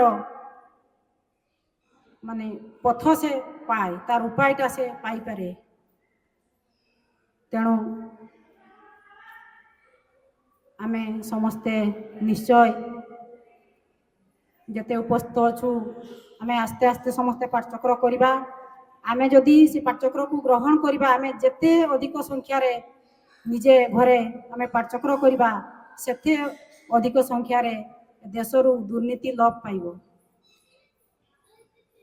ଜଣେ ଯଦି ପରିବାରରେ ଜଣେ ଯଦି ଆନ୍ତରିକତା ସହିତ ମୁଁ ବାହାଦୁରୀ ମାରିକି ପାଠଚକ୍ର କରିଥିବି ସେଇଟା ବାହାଦୁରୀ ନୁହଁ, ଯେ ମୁଁ କରିପାରୁଛି ଡାକିଦେବି କିଛି ଲୋକଙ୍କୁ ମୁଁ ଏଇଆ ପଢ଼ିଛି ସେଇଆ ପଢ଼ିଛି ସମସ୍ତେ ସେଇଆ ଯଦି କରିବା ତାହେଲେ ଆମ ଭିତରୁ କୌଣସି ଜିନିଷର ଚେଞ୍ଜ ହେବ ନାହିଁ। ତେଣୁ ଆମେ ଆନ୍ତରିକତା ରଖିବା। ଆନ୍ତରିକତାର ସହିତ ଯଦି ଜଣେ ପାଠଚକ୍ର କରିବ ନିଶ୍ଚିତ ଭାବରେ ଯାହା ବି ସମସ୍ୟା ଅଛି ନିଶ୍ଚୟ ଭାବରେ ଦୂରେଇ ଯିବ। କି ଆମର ଯେ ମା କୌଣସି ଯାଦୁ ଶକ୍ତି ବା କୌଣସି ଅଲୌକିକ ଏସବୁ ଦେଖେଇକି କାହାରିକୁ ପାଠଚକ୍ରକୁ ଆଣିନଥାନ୍ତି। ସେସବୁ ଆମର ଯେଉଁ ପାଠଚକ୍ର କ'ଣ କାହିଁକି କିପରି ବହିରେ ଲେଖା ହେଇଛି, ଯଦି ଆମର ତ ଭାଇ ଏଠି ଅଛନ୍ତି ମେମ୍ବର, ତେଣୁ ସେ ଯଦି ପାଠଚକ୍ର ଆସୁଥିବେ ଯଦି ମାନେ ସ୍କୁଲରେ ଯଦି ପାଠଚକ୍ର ହୋଇନାହିଁ ନିଶ୍ଚିତ ଭାବରେ ସପ୍ତାହରେ ଗୋଟେ ଦିନ ପାଠଚକ୍ର କରନ୍ତୁ ଏବଂ ପାଠଚକ୍ର କ'ଣ କାହିଁକି କିପରି ସେ ବହିଟି ଯଦି ପାଠ କରିବେ, ଆମର ସୁଭାଷ ଭାଇ ବି ଅଛନ୍ତି ସେ ବହି ତାଙ୍କ ପାଖରେ ଥିବ, ତାହେଲେ ନିଶ୍ଚିତ ଭାବରେ ପ୍ରକୃତରେ ପାଠଚକ୍ର କେମିତି ସମସ୍ତଙ୍କ ପାଇଁ ଦରକାର। ଯେ ମୁଁ ଆଜି ଏଇ ଠାକୁରଙ୍କୁ ଭକ୍ତି କରୁଛି ତାଙ୍କୁ ଭକ୍ତି କରୁଛି ମାନେ ସେଠି କୌଣସି କାହାରିକୁ ମନା କରାଯାଇ ନାହିଁ, ସମସ୍ତେ ପାଠଚକ୍ର କରିପାରିବେ। ବହୁତ ତାର ବ୍ୟାପକ ଶବ୍ଦ। ତେଣୁ ନିଶ୍ଚିତ ଭାବରେ ଏଠାରେ ଯେମିତି ପାଠଚକ୍ର ନିୟମିତ ଭାବରେ ହେବ ସମସ୍ତଙ୍କୁ ମୁଁ ଅନୁରୋଧ କରୁଛି। କରଞ୍ଜିଆ ବହୁତ ପୁରୁଣା ପାଠଚକ୍ର, ଆମେ ଲକଡାଉନ ଭିତରେ ମଧ୍ୟ ଆମେ କିଛି କିଛି ପାଠଚକ୍ର ଯେଉଁମାନଙ୍କ ପୁରୁଣା ପାଠଚକ୍ର ଥିଲା ଆମେ ବୁଲିଛୁ। ଏବେ କେତେ ଜଣ ଅପାଙ୍କ ସାଙ୍ଗରେ ଦେଖା ହେଲା ଯେ ଅପା ଆପଣ ଆସିଥିଲେ, ମୁଁ କିନ୍ତୁ ଚିହ୍ନି ପାରିଲି ନାହିଁ। ହଁ ଆମେ ଲକଡାଉନ ଭିତରେ ଆମେ କିଛି ଜଣଙ୍କ ଘରକୁ ଯାଇଥିଲୁ, ଘର ଘର ପାଠଚକ୍ର କରିଥିଲୁ। ଆଉ ଯାହା ହଉ କମ୍ ପାଠଚକ୍ର ହେଲେ ମଧ୍ୟ ଏ ଭୂଇଁ ଜାଗ୍ରତ ହେଇଛି ଆଉ ଭୂଇଁର ଗୋଟେ ତପସ୍ୟା ରହିଛି ଯାହାଫଳରେ ଆମେ ଏଠି ଏକତ୍ରିତ ହୋଇପାରିଛୁ। ତେଣୁ ସମସ୍ତେ ଆମେ ନିଜର ଜୀବନକୁ ବଞ୍ଚି ଶିଖିବା। ଏ ପାଠଚକ୍ର ଯେମିତି ଏ ଅନୁଷ୍ଠାନରେ ବନ୍ଦ ନ ହୁଏ, ଆଜି ଆରମ୍ଭ ହେଇଛି କେମିତି ଆମେ ପ୍ରତିବର୍ଷ ପ୍ରତି ମାସ ପ୍ରତି ସପ୍ତାହ ଏସବୁ କରିପାରିବା ଏବଂ ଶିଶୁମାନଙ୍କୁ ସଠିକ୍ ମାର୍ଗରେ ପରିଚାଳିତ କରିବା ସେ ଚେଷ୍ଟା ନିଶ୍ଚିତ ଭାବରେ କରିବା। ଏବେ ତ ପ୍ରାୟ ଆମର ଜିଲ୍ଲାରେ ଟିକେ କମ୍, କିନ୍ତୁ ଅନ୍ୟାନ୍ୟ ଜିଲ୍ଲାରେ ବାଲେଶ୍ୱର କୁହନ୍ତୁ ଅନ୍ୟାନ୍ୟ ଜିଲ୍ଲାରେ ତାଙ୍କର ପ୍ରାୟ ସବୁ ସ୍କୁଲରେ ପାଠଚକ୍ର ମାନ ଅନୁଷ୍ଠିତ ହେଉଛି। ଶ୍ରୀରନ୍ଦଙ୍କର ବାଣୀ ସମସ୍ତଙ୍କୁ ବାଣ୍ଟା ହେଉଛି। ଆମର ବି ଏଠି କିଛି ସ୍କୁଲରେ ହେଇଥିଲା। ମୁଁ ରାଇରଙ୍ଗପୁର ବ୍ଲକର ଏବଂ ବରୁମଇଶାଣୀ ବ୍ଲକର କିଛି ସ୍କୁଲର ପାଠଚକ୍ର ଯାଇକି କରିଥିଲି। ଆଉ ତାପରେ ପରେ ଏମିତି ମଝିରେ ମଝିରେ ଚାଲିଛି କିଛି ସ୍କୁଲରେ। ଯାହା ହଉ ଏ କରଞ୍ଜିଆ ବ୍ଲକରେ ଏଇଟା ଭାଇଙ୍କର ପ୍ରଥମ, ଭାଇଙ୍କୁ ରିକ୍ୱେଷ୍ଟ ପୁଣି ନିଶ୍ଚୟ ଆଗକୁ କରିବେ। ଆଉ ମା ନିଜେ କହିଥିଲେ ଯେ ସମୟ ଆସୁଛି ମାନେ ପାଠଚକ୍ର ବିଷୟରେ ଯେଉଁମାନେ ଯୁକ୍ତିତର୍କ କରୁଥିଲେ ଆଶ୍ରମରେ ତାର ଉତ୍ତରରେ ମା ନିଜେ କହିଥିଲେ ଯେ ପ୍ରତି ସହରରେ ନୁହେଁ, ସମୟ ଆସୁଛି ପ୍ରତି ଗାଁରେ ଏବଂ ଘରେ ଘରେ ପାଠଚକ୍ର ହେବ। ତାର ପ୍ରକାଶ୍ୟ ରୂପ ପ୍ରକୃତିରେ ଏବେ ହୋଇ ଚାଲିଛି। ଆମେ ବାହାରୁ ଅନୁଭବ ନ କଲେ ମଧ୍ୟ ତାହା କିନ୍ତୁ ହେଇ ଚାଲିଛି। ଆଉ ଆମର ଯେଉଁ ଶିକ୍ଷା କେନ୍ଦ୍ରରେ ବି ପାଠଚକ୍ର ନିଶ୍ଚିତ ଜରୁରୀ। ଆମର ବି ପ୍ରତ୍ୟେକ ଶ୍ରୀରନ୍ଦ ସ୍କୁଲରେ କିଏ କରୁଥିବ ନ କରୁଥିବ ସେ ଅଲଗା କଥା, କିନ୍ତୁ ଶିଶୁ ପାଠଚକ୍ର ରହିଛି, ଶିକ୍ଷକମାନଙ୍କର ପାଠଚକ୍ର ମଧ୍ୟ ରହିଛି ଏବଂ ପରିଚାଳନା କମିଟିମାନଙ୍କର ମଧ୍ୟ ପାଠଚକ୍ର ରହିଛି ଏବଂ ସମସ୍ତଙ୍କର ଅଲଗା ଅଲଗା ବହି ରହିଛି। ଶିଶୁମାନଙ୍କୁ ତାଙ୍କର ଛୋଟ ଛୋଟ ତାଙ୍କର ଆଦର୍ଶ ଶିଶୁ ଏବଂ ଗଳ୍ପଶ୍ରୀ ଗଳ୍ପ ଆକାରରେ କେମିତି ପିଲାମାନେ ନିଜେ ପରିବର୍ତ୍ତନ ହେଇପାରିବେ ଏବଂ ନିଜର ଯେଉଁ ଅନ୍ତର୍ନିହିତ ଗୁଣ ନିଜ ଭିତରେ ରହିଛି ତାର ବିକାଶ କରିପାରିବେ, ସେଇ ଦିଗରେ କେମିତି ପରିଚାଳିତ ହେବେ। ପ୍ରକୃତିରେ ଆମେ ମାନେ କାହାରିକୁ ଶିକ୍ଷା ଦିଆଯାଇପାରିବ ନାହିଁ, ପିଲାମାନଙ୍କ ଭିତରେ ହିଁ ତାଙ୍କର ଉତ୍ତମ ଶିକ୍ଷା ରହିଛି।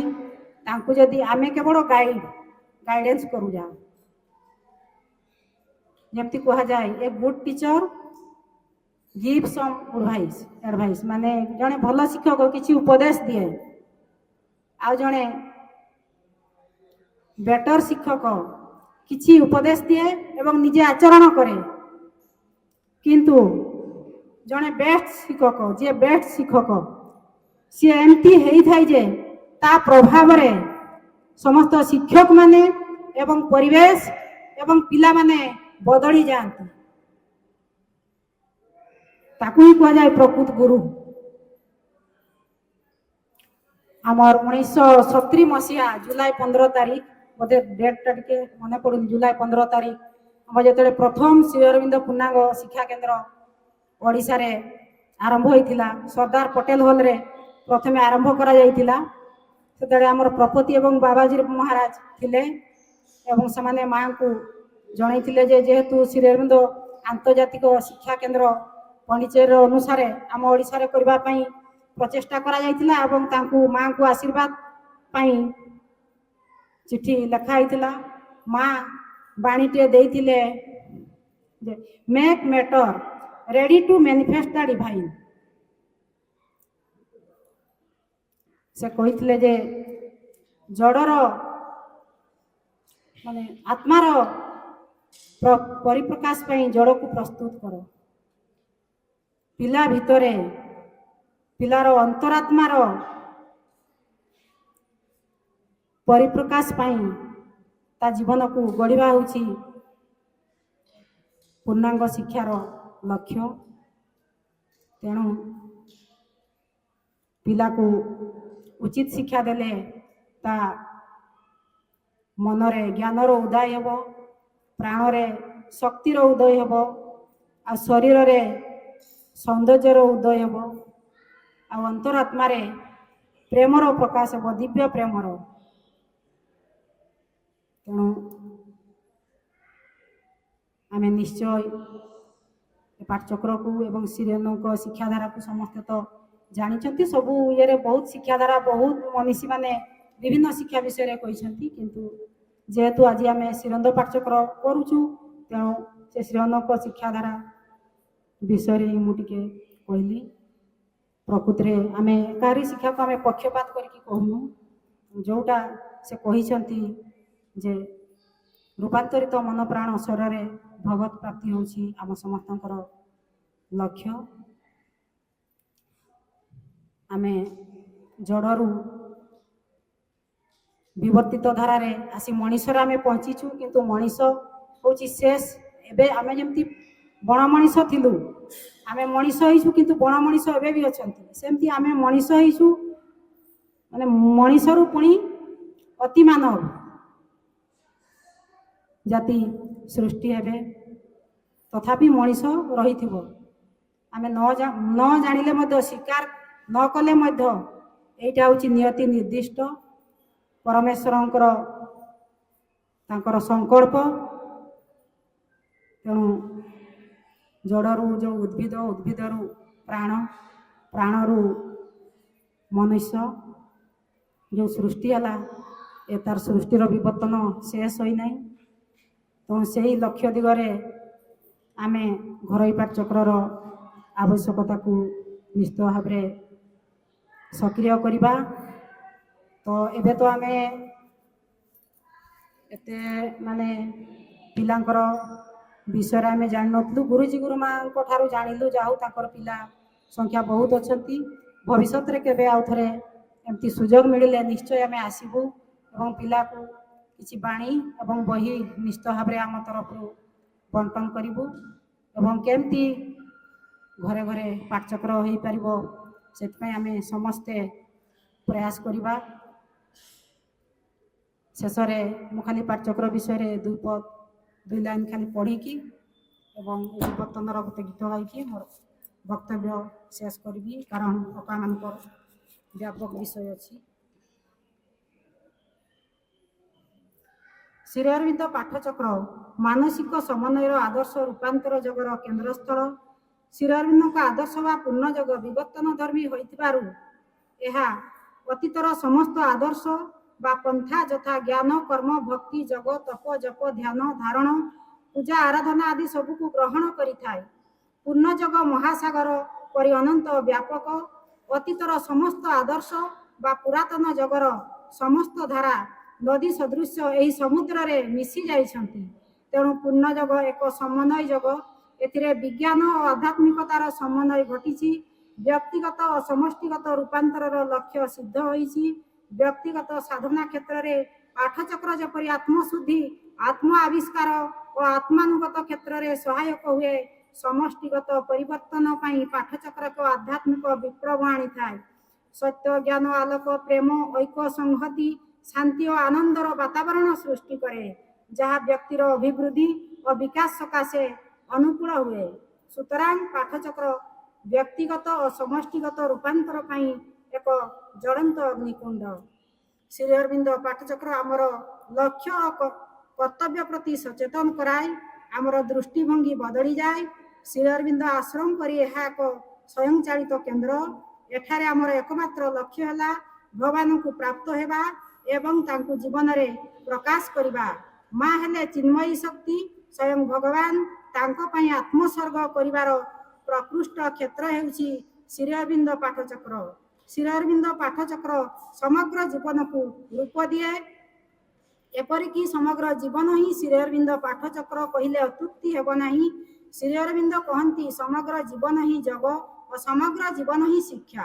ପାଠଚକ୍ର ଆମ ଜୀବନର ମୂଲ୍ୟବୋଧକୁ ସଦା ଜୀବନ୍ତ କରି ତୋଳେ। ଅନବରତ କର୍ମର କୌଶଳ ଓ ସମତା ଶିକ୍ଷା ଦିଏ। ତେଣୁ ଶ୍ରୀ ଅରବିନ୍ଦ ପାଠଚକ୍ର ହିଁ ଏକ ସକ୍ରିୟ ଜୀବନ ବିଦ୍ୟାଳୟ। ସେହି ବିଦ୍ୟାଳୟର ଶିକ୍ଷକ ହେଲେ ସ୍ୱୟଂ ଶ୍ରୀମା ଓ ଶ୍ରୀ ଅରବିନ୍ଦ। ସେହି ଶାଶ୍ୱତ ଗୁରୁଙ୍କର ଆଦର୍ଶକୁ ନିଷ୍ଠା ଓ ଅଧ୍ୟବସାୟ ସହ ଜୀବନରେ ରୂପାୟିତ କରିପାରିଲେ ତାଙ୍କ ପ୍ରତି ଆମେ ଆମର ଯଥାର୍ଥ ଆନୁଗତ୍ୟ ଓ କୃତଜ୍ଞତା ପ୍ରକାଶ କରିପାରିବା।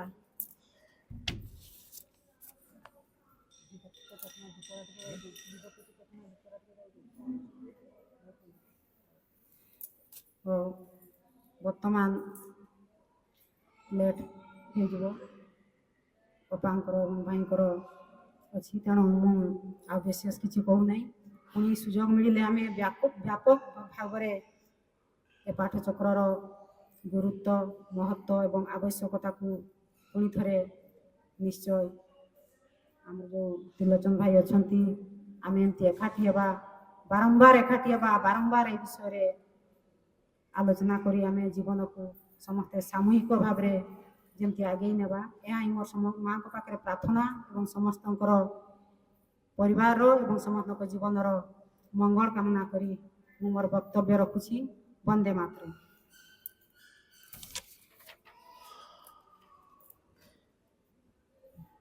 ଧନ୍ୟବାଦ ଜୟନ୍ତ ବାବା। ଯେ ପାଠଚକ୍ର ଉପରେ ଅନେକ କଥା କହିଗଲେ। ବାସ୍ତବରେ ପାଠଚକ୍ର ହେଉଛି ଆମର ସାଧନା କେନ୍ଦ୍ର ଏବଂ ମା ଶ୍ରୀ ଅରବିନ୍ଦଙ୍କର ସିଧାସଳଖ ଉପସ୍ଥିତି ସେଠି ଥାଏ। ଏବଂ ପାଠଚକ୍ର ହେଉଛି ଜୀବନକୁ ବୁଝିବା, ସଂସାରକୁ ବୁଝିବା, ଯାହାରି ଭିତରେ ଆମର ଜନ୍ମ ଜନ୍ମାନ୍ତର ଯେଉଁ ଇଗ୍ନୋରାନ୍ସ ରହିଛି, ଯେଉଁ ଅଜ୍ଞାନତା ରହିଛି, ତାକୁ ବୁଝିବା କ୍ଷେତ୍ର ହେଉଛି ପାଠଚକ୍ର। अनेक कथा से कही अनेक धन्यवाद। ये सृष्टि वास्तव में भारी विचित्र। इस सृष्टि में दुईट तत्व अच्छी, गोटे हूँ नारी और आ गोटे हूँ पुरुष। गोटे हूँ पुरुष और गोटे हूँ प्रकृति। एवं ये प्रकृति बिना पुरुषर अभिव्यक्ति असंभव। एवं से प्रकृति हूँ प्रकृति नारी महामायांकर जगन्माता सी होती सीधासलख शक्ति। से आद्याशक्ति से सीधासलख अंश। ये नारी नहले पुरुष अपूर्ण। ए नारी बिना पुरुष कौन सी योग्यता प्राप्त हो पारे ना। तार प्रेरणा, तार ज्ञान, तार जो सहयोग बिना ए संसार मध्य परिपूर्णता ना। नारी प्रकृति जार के शक्ति शत्रु नहांती ताको नारी बोली कह जाए ना ओरी न ओरी नारी जहाँ कह जाए। तो ये नारी वास्तव में परिवार पाई एवं देश पाई कौटी सी गृहिणी कौटी भगिनी कौटी सी देश मातृकार सेवारे भी से नियोजित होती। से नारी शक्ति सीधासलख जो कहली जे भगवान चित शक्ति सी आद्यांकर सी होती अंश स्वरूप। और ताहारी उपरे मो हमर दीप्ति अपा श्रीमती दीप्ति मिश्र से जड़े साधक साधिका एवं कवि भल कवि जड़े तांको मो अनुरोध करी तांकर विषयटी अच्छी जे दिव्य जुग स्थापन रे नारीर भूमिका। ये उदंड एवं जो अदिव्य ता भितर जो गति करछि वर्तमान दुनिया ताकू सड़क रास्ता को आनिबा पई ताकू दिव्यता प्रदान करिया पई नारीर भूमिका कौन, परिवार रे केमती एवं देश रे केमती प्रत्येक क्षेत्र रे वर्तमान नारी मानकर कार्यक्रम चली एवं सही कथा को लेकिन मो कहूँ द्वितीय पांको से वक्तव्य रखु जे दिव्य जुग स्थापन रे नारीर भूमिका। द्वितीय पा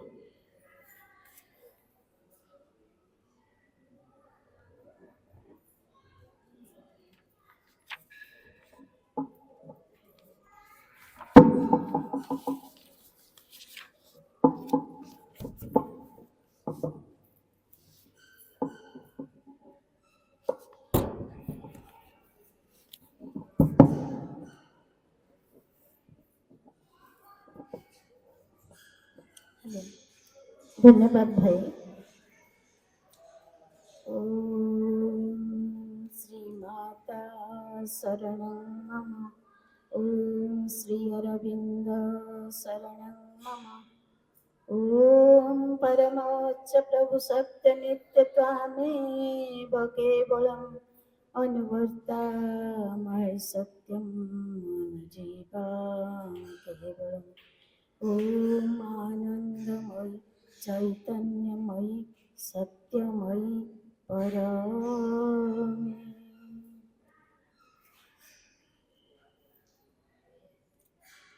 आजिर ए पवित्र दिवस रे एठारे उपस्थित थिबा मोर परम प्रेममयी जननी श्रीमा एवं परम प्रभु श्री अरविंद चरण कमल रे मोर अनंत कोटि प्रणाम। एवं एठारे उपस्थित थिबा केउझर जिल्लारू आसीथिबा आमर प्रिय अजय भाई एवं आमर मयूरभंज जिल्लार विभिन्न प्रांतरू आसी एठारे उपस्थित होइथिबा दिव्य अभिप्सु मोर अपा भाई माने तथा उपस्थित थिबा पिला माने एवं एही पवित्र अनुष्ठानर गुरुमा गुरुजी वृंद प्रधान आचार्य समस्त को आजिर एही विशेष अधिवेशन को स्वागत शुभेच्छा समस्त को प्रणाम।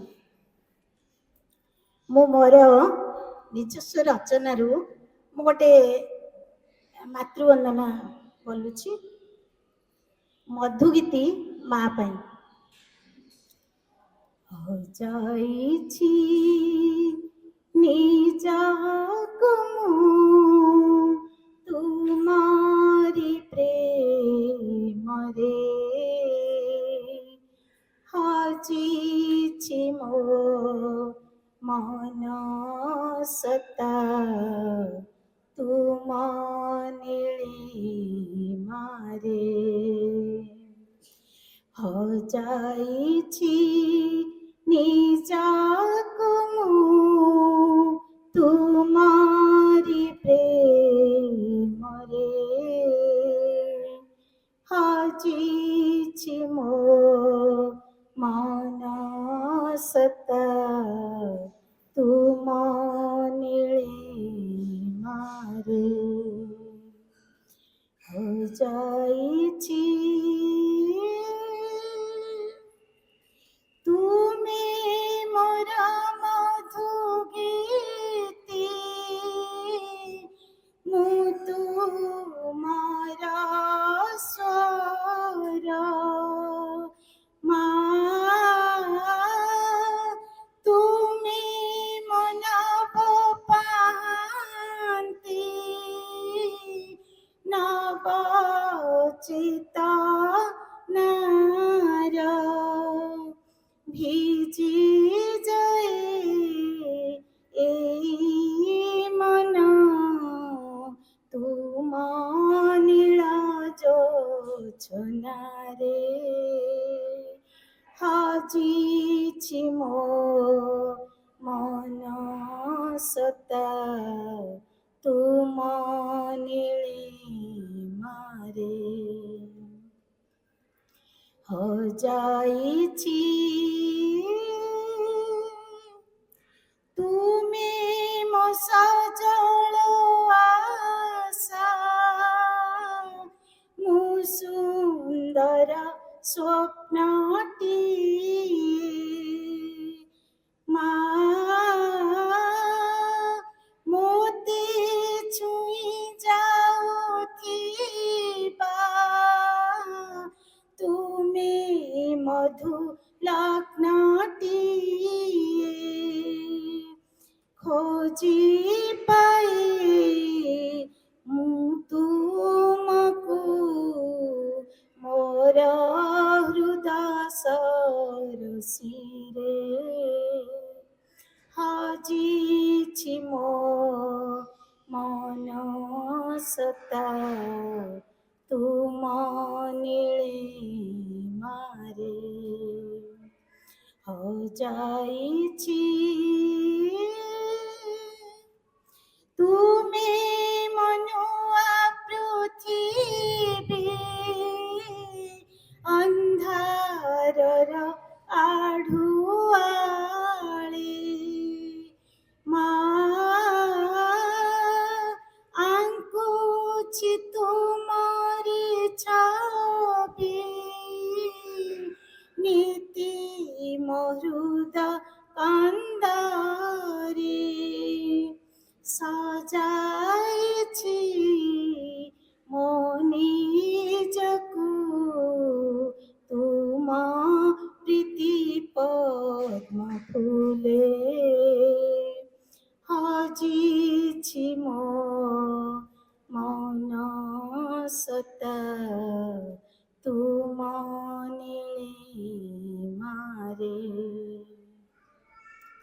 हजाइछि निजको मु तुमारी प्रेमरे हाजिछि मो मन सता तुम नीलिमारे हाजिछि मो मन सता तुम नीलिमारे हाजिछि मो मन सता तुम नीलिमारे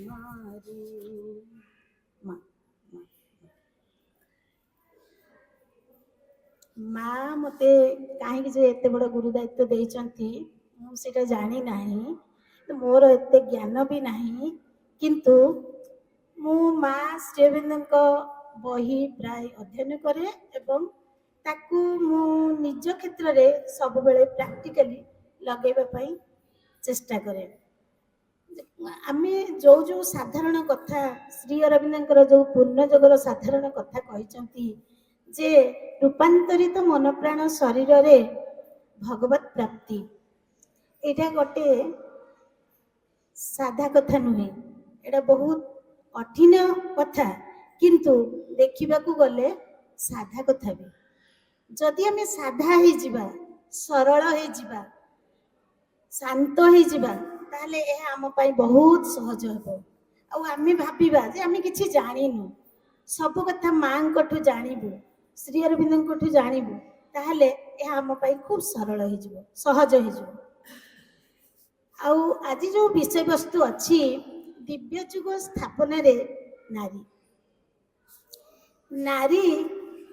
ନାରୀକୁ କାହିଁକି ଏତେ ଗୁରୁତ୍ୱ ଦିଆହଉଛି? ଆମର ସୃଷ୍ଟିର ପ୍ରାକ୍ କାଳରୁ ନାରୀ ହିଁ ଗୁରୁତ୍ୱପୂର୍ଣ୍ଣ। ନାରୀ ନଥିଲେ ସୃଷ୍ଟି ଅସମ୍ଭବ। ସେଥିପାଇଁ ନାରୀ ହେଉଛି ସବୁ କଥାର ମୂଳ। ଗୋଟେ ନାରୀ ଉପରେ ଗୋଟେ କଥା ମୁଁ କହୁଛି, ସେଟା ମୁଁ ଗୋଟେ କବିତା ଲେଖିଛି, ଗୋଟେ ଛୋଟଟା କହୁଛି। ନାରୀ ସିଏ ସତେଅବା ଛଳ ଛଳ ନଈଟିଏ, ଆଗକୁ ଆଗକୁ ଯେ ମାଡ଼ିଯାଏ, କଣ୍ଟା ଝଣ୍ଟା ଖାଲ ଢିପ ଡେଇଁ, ଶେଷେ ଲକ୍ଷ୍ୟ ପାରିଜାତ ଫୁଲ ଯିଏ ତୋଳିଥାଏ, ନାରୀ ସିଏ। ତେଣୁ ନାରୀ ଉପରେ ଆହୁରି ବହୁତ ପଦ ଅଛି, କିନ୍ତୁ ମୁଖ୍ୟ କଥାଟା ହଉଛି ଯେ ନାରୀ ସବୁ କିଛି କରିପାରେ, ଯୋଉଟା ପୁରୁଷ ସବୁ କିଛି କରିପାରେ ନା। ପୁରୁଷ ପାଖରେ ସେ ଶକ୍ତି ନାହିଁ, ନାରୀ ପାଖରେ ଯୋଉ ଶକ୍ତି ଅଛି। ନାରୀ ନଦୀଟିଏ ପରି ବହି ଯାଇପାରେ, ବାଧା ବିଘ୍ନକୁ ଅତିକ୍ରମ କରିପାରେ। ନାରୀ ଧୈର୍ଯ୍ୟଶୀଳା, ନାରୀ ସହନଶୀଳା, ନାରୀ ସବୁ କଥା କରିପାରେ ଯଦି ଧୈର୍ଯ୍ୟ ସହନଶୀଳତା ଅଛି। ଆଉ ନାରୀ ହେଲା ସରଳା, ସେ ଚାହିଁଲେ ସେ ସରଳ ହେଇପାରେ। ତେଣୁ ନାରୀ ପାଖରେ ଯଦି ଏତେ ଗୁଣ, ଭଲ ଗୁଣ ଅଛି, ତା ମାଧ୍ୟମରେ ସୃଷ୍ଟି ତିଆରି ହେଇଛି ନାରୀ ମାଧ୍ୟମରେ। ଆଉ ନାରୀ ମାଧ୍ୟମରେ ଏଇ ସୃଷ୍ଟି ଦିବ୍ୟ ଯୁଗ କାହିଁକି ସ୍ଥାପନ ହେଇପାରିବନି? ଏ ସୃଷ୍ଟି ସେଇ ନାରୀକୁ ଆଦ୍ୟରୁ ପ୍ରାନ୍ତ ଯାଏଁ ଆମର ସମାଜରେ ଯେତେ ବିଭାଗ ଅଛି ଆମେ ଲକ୍ଷ୍ୟ କରିବା, ରାଜନୀତି ବିଭାଗ ହଉ, ଶିକ୍ଷା ବିଭାଗ ହଉ, କିମ୍ବା ଆଧ୍ୟାତ୍ମିକ ସ୍ତର ହଉ, ସବୁ କ୍ଷେତ୍ରରେ ନାରୀକୁ ହିଁ ପ୍ରାଧାନ୍ୟ ଦିଆଯାଇଥାଏ।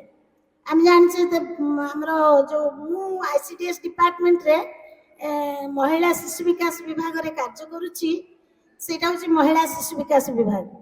ଏବଂ ସେଇଠି କାର୍ଯ୍ୟ କରି ମୁଁ ଦେଖିଛି ନାରୀମାନଙ୍କ ପାଇଁ ହଉଛି କେମିତି ସରକାର ଅଗ୍ରଗତି କରିଛନ୍ତି, ମିଶନ ଶକ୍ତି ତିଆରି କରିଛନ୍ତି। ସେଇ ମହିଳାମାନଙ୍କୁ ନେଇ ମିଶନ ଶକ୍ତି ଗଠନ ହେଇଛି, ଯାହା ସ୍ୱୟଂ ସହାୟତା ଗୋଷ୍ଠୀ ହେଇଛି। ସେଇମାନଙ୍କୁ ନେଇକି ସରକାର ବି ଆଗେଇ ଚାଲିଛନ୍ତି, ଆପଣମାନେ ଲକ୍ଷ୍ୟ କରନ୍ତୁ। କିନ୍ତୁ ସେଇଠି କେତେ ସତ୍ୟ ଅଛି, କେତେ ମିଥ୍ୟା ଅଛି, ସେଟା କେବଳ ନାରୀ ହିଁ ଜାଣିଛି। ନାରୀ ହିଁ ଚିନ୍ତା କରିକି ସେଟା ବାହାର କରିପାରିବ। ଆଉ ଶ୍ରୀ ଅରବିନ୍ଦ ତ କହିଛନ୍ତି ପୂର୍ଣ୍ଣ ଯୋଗ, କିନ୍ତୁ ଆମର ଯିଏ ବାବାଜୀ ମହାରାଜ ଥିଲେ, ସିଏ ହିଁ ନାରୀ ଉପରେ ପ୍ରାଧାନ୍ୟ ଦେଇଥିଲେ। ବାବାଜୀ ମହାରାଜ ଶ୍ରୀଯୁକ୍ତ ରାମକୃଷ୍ଣ ଦାସ, ତାଙ୍କର ଯୋଉ ଲୋକ ସାହିତ୍ୟ ଅଛି, ସେ ଲୋକ ସାହିତ୍ୟ ପଢିଲେ ଉଣା ଅଧିକେ ଆମେ ସମସ୍ତେ ଆମର କର୍ତ୍ତବ୍ୟ ବା ଆମର ଦାୟିତ୍ୱ ବିଷୟରେ ସଚେତନ ହେଇଯିବା। ସେ ଆମକୁ ସଚେତନ କରିଦେଇଛନ୍ତି। ଲୋକ ସାହିତ୍ୟ ପଢିବା ଆମମାନଙ୍କ ନିତ୍ୟାନ୍ତ ଜରୁରୀ। ମୁଁ କହୁଛି ଯେ ନାରୀ ପ୍ରକୃତରେ ସବୁ କରିପାରିବ। ନାରୀ ଫୁଲଟିଏ ପରି ବାସ୍ନା ବିଛାଡି ପାରିବ, ଫୁଲଟିଏ ପରି କୋମଳ ହେଇପାରିବ। ଏବଂ ଫୁଲଟିଏ ଯେମିତି ଆମେ ମାଙ୍କ ପାଖରେ ଦଉଛେ, କଣ ପାଇଁ ଦଉଛେ? ସେଇ ଫୁଲ ମାଧ୍ୟମରେ ଆମର ଆସ୍ପୃହା ତାଙ୍କ ପାଖରେ ପହଞ୍ଚିବା ପାଇଁ। ସେଥିପାଇଁ ଆମେ ଫୁଲ ମାଙ୍କ ପାଖରେ ଦଉଛୁ। ତ ସେଇ ଫୁଲ ଆମେ ଦେବା, ସିଏ ହଉଛି ଗୋଟେ କଣ ନା ପ୍ରତୀକ। ଆମେ ଫୁଲ ଦେବା ଏବଂ ଏଇ ଆସ୍ପୃହା କରିବା ଯେ ମତେ ଫୁଲ ପରି କରିଦିଅ, କୋମଳ କରିଦିଅ, ଫୁଲ ପରି ମୁଁ ବାସ୍ନା ବିତରଣ କରେ। ଫୁଲ ଠାରୁ ଏଇ କଥା ଆମେ ଶିଖିପାରିବା ଏଇ ସୃଷ୍ଟିରେ। ସେଇଥିପାଇଁ ଏଇ ସୃଷ୍ଟିରେ ସବୁ ପ୍ରକାରର ରହିଛି, ତାଙ୍କ ପାଖରୁ ଆମେ କେମିତି गुण सब ग्रहण करिपरिबा नदी पाखरु केमिति गुण ग्रहण करिबा नारीटी नदीटीए परी नारीटी फुलटीए परी नारीटी गछटीए परी गछ केमिति सबु दिए ता पई किछि रखे ना रखे कि शेष तार मुंडी रे भी ताड़ी की जाली दियंती लोक गछ त्याग करे कहा पाई मनुष्य पाई आ आमे त्याग करिबा कहा पाई अति मानव पाई आमे चाहू तो अति मानस जुग आसु एक कथा आमे जदि समस्ते एकत्रित भावरे आस्पृहा करू ताहले अति मानस जुग निश्चय आसीबो एवं आमको एई सृष्टि रे जो आम पाखरे जळ जळ ही चारियाडे दिसुची सेई मानक पाखरु आमको शिक्षा ग्रहण करिया पड़िबो आमको केमिति हबाकू हबो एथि पई नुआ जुग आडिबो पई एबे को जुग चलीची एबे जोठी देखिले बर्बरता एबे जोठी देखिले हत्या विभीषिका चारियाडे प्रतिदिन सकाळे आमे टीवी चैनल खोली देला माने आमको आखिरु लोह बहिबो बहुत दुख जंत्रणा बर्बरता भितरे पृथ्वी गति करुची एई जिंसटा को जदि आमे लक्ष्य करिबा आमे निजको सुधारिबा काहे कि मां कहिचंती the world is preparing for a great change will you help मां कहिचंती जे ए पृथ्वी एक विराट परिवर्तन आडको मुहाइची तमे सहाय्य करिवो कि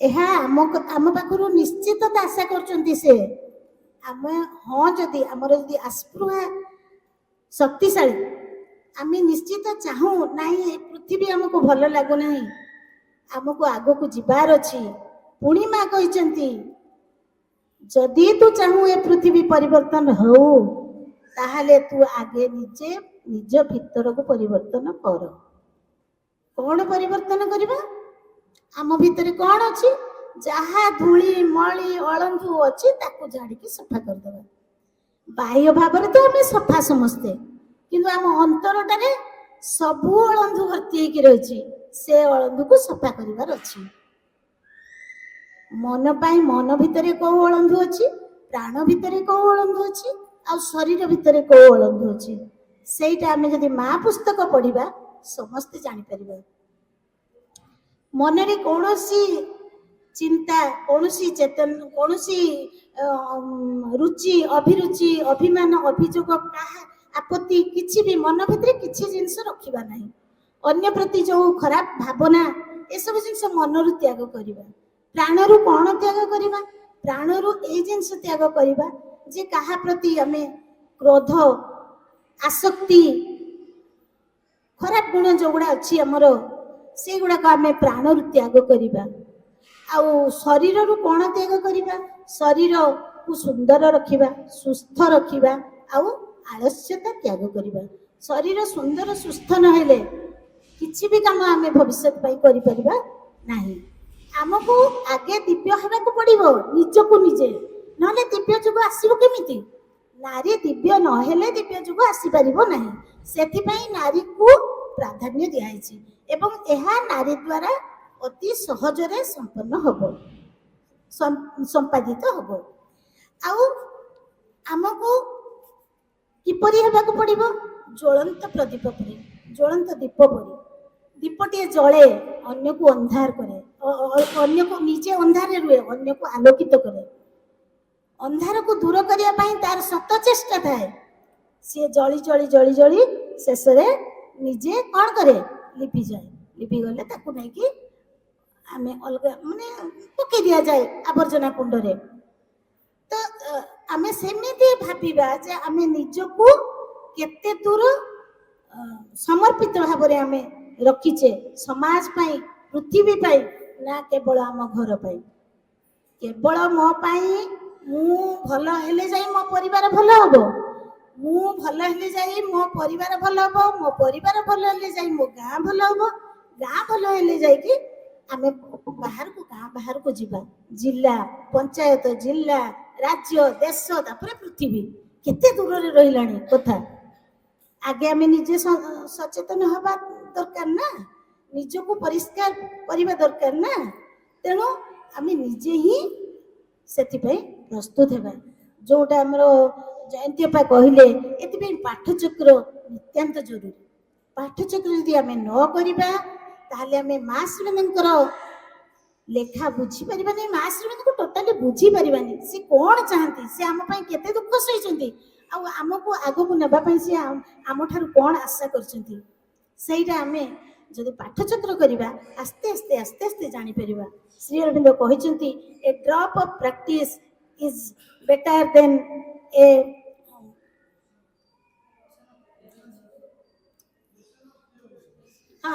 resolution and theories an ocean of resolution and theories गोटे ड्रॉप प्रैक्टिस दरकार करछन से गोटे बिंदु जदि हमें प्रतिदिन गोटे बिंदु प्रैक्टिस करिबा श्री अरविंद श्री मां को लेखारू गोटे लाइन प्रैक्टिस करिबा ताहा जेते बड़ बही पढ़िले भी ताठारू बहुत अधिक तेणु आमको प्रैक्टिस मेक्स मैन परफेक्ट जदि आम प्रैक्टिस करिबा अभ्यास करिबा आमर कु अभ्यास को दूर करिया पई अभ्यास करिबा ताहले एहा निश्चय आमको बाट देखैबो। आ गोटे जदि आमर ए संसार सागर रे नारी होची कोन सामुका सदृश सामुका भितर कोन थाए मुक्ता थाए आ नारी भितरे जदि से मुक्ता सदृश सब भल गुण थी ना से नारी को समाज निश्चय चाहिए आठारू से ज्योतिटा सारा देश में विकृत हम सारा राज्य को आलोकित कर तेणु जो शामुकार मुक्ता न था से शामुका को आड़े दि जाए कहीं पचारती किंतु जो शामुका मुक्ता भरा से शामुका को समस्ते ग्रहण करती ता देहरु मुक्ता नहीं माल कर निज गलार लंबाती मुक्तामाल मुक्ताहार तेणु समस्ते आमे नारी कौन कौन सब करि परिबो ता परिवार रे नारी ता पुओ झियो को केमिति मनुष्य करिवो यह एक गुरु दायित्व कारण आजिर शिशु होची भविष्यतर नागरिक आगे मु हेबी तापरे मो पिला को करिवि आ पिला माने भारी अनुकरण प्रिय से जो अपा कहिले मते बहुत भल लागिला जे उत्तम गुरु किए सेमिति ठीक सेमिति होबा पाई पड़िबो उत्तम गुरु जड़े उदाहरण होइथिबे सेमिति माँ परिवार रे उदाहरण हेबा दरकार खाली कहिदेले हेबनी पिला अरे पुओ तू मिछ कहिबुनी हेलो मामा मिछ कहिबुनी नाही मिछ निज को ही त्याग करे को अछि जेमिति के रामकृष्ण परमहंस देवଙ୍କ पाकु जणे लोक जाइथिले तांकर गोटे जणे माँ जाइथिले जे तांको पुओ बहुत चीनी खाउची बोली कहिले से कहले जाओ आ मासे परे आसीबो मु होचे तमर पुओ को भलो करने गुरुदेव आपण खाली थोरे कहि देले मो पुओ छाडी देबो आपण से बहुत भल पाए नहीं जाओ 15 दिन परे आसीबो जाओ मासे परे आसीबो एमिति 3 थर तांको फेरेइला परे ता परे से कहले बाबा रे तू आउ कालीठू चीनी खाइबुनी से कथा माँ पचारिले जे आपण तो सेई दिन कहि परिथंते 3 थर फेरेइले काई ना 3 थर फेरेइले एथिपाई जे मु निजे चीनी खाउथली मु चीनी को बहुत भल पाउथली तेणु मु जते बेले चीनी खाउची मु ताको केमिति कहबी चीनी खाना बोली तेणु जोटा मु करूची सेटा जदि मु कहिबी न करिबा पई ताले सेटा कोनोसी प्रभाव पिला मानक ऊपर पड़िबनी समाज ऊपर पड़िबनी कि पृथ्वी ऊपर भी पड़िबनी।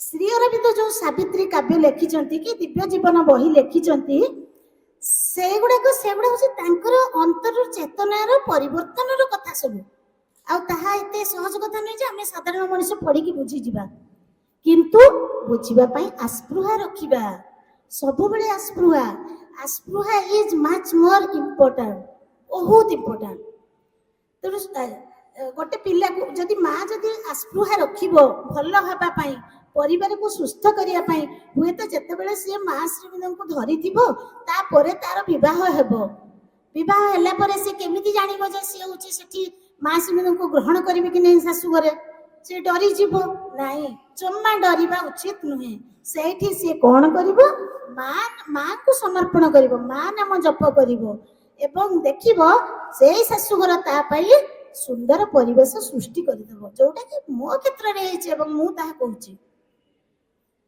केबे भी मु चाहू नी माँ को केबे छाड़िबा पई बहुत कांदी माँ को स्कूल रे भी थी स्कूल जते छाड़िली मु कहली माँ मोर पैसा दरकार नहीं मु चाकरी करिबिनी मु କିନ୍ତୁ ତୁମକୁ ହିଁ ଚାହେଁ।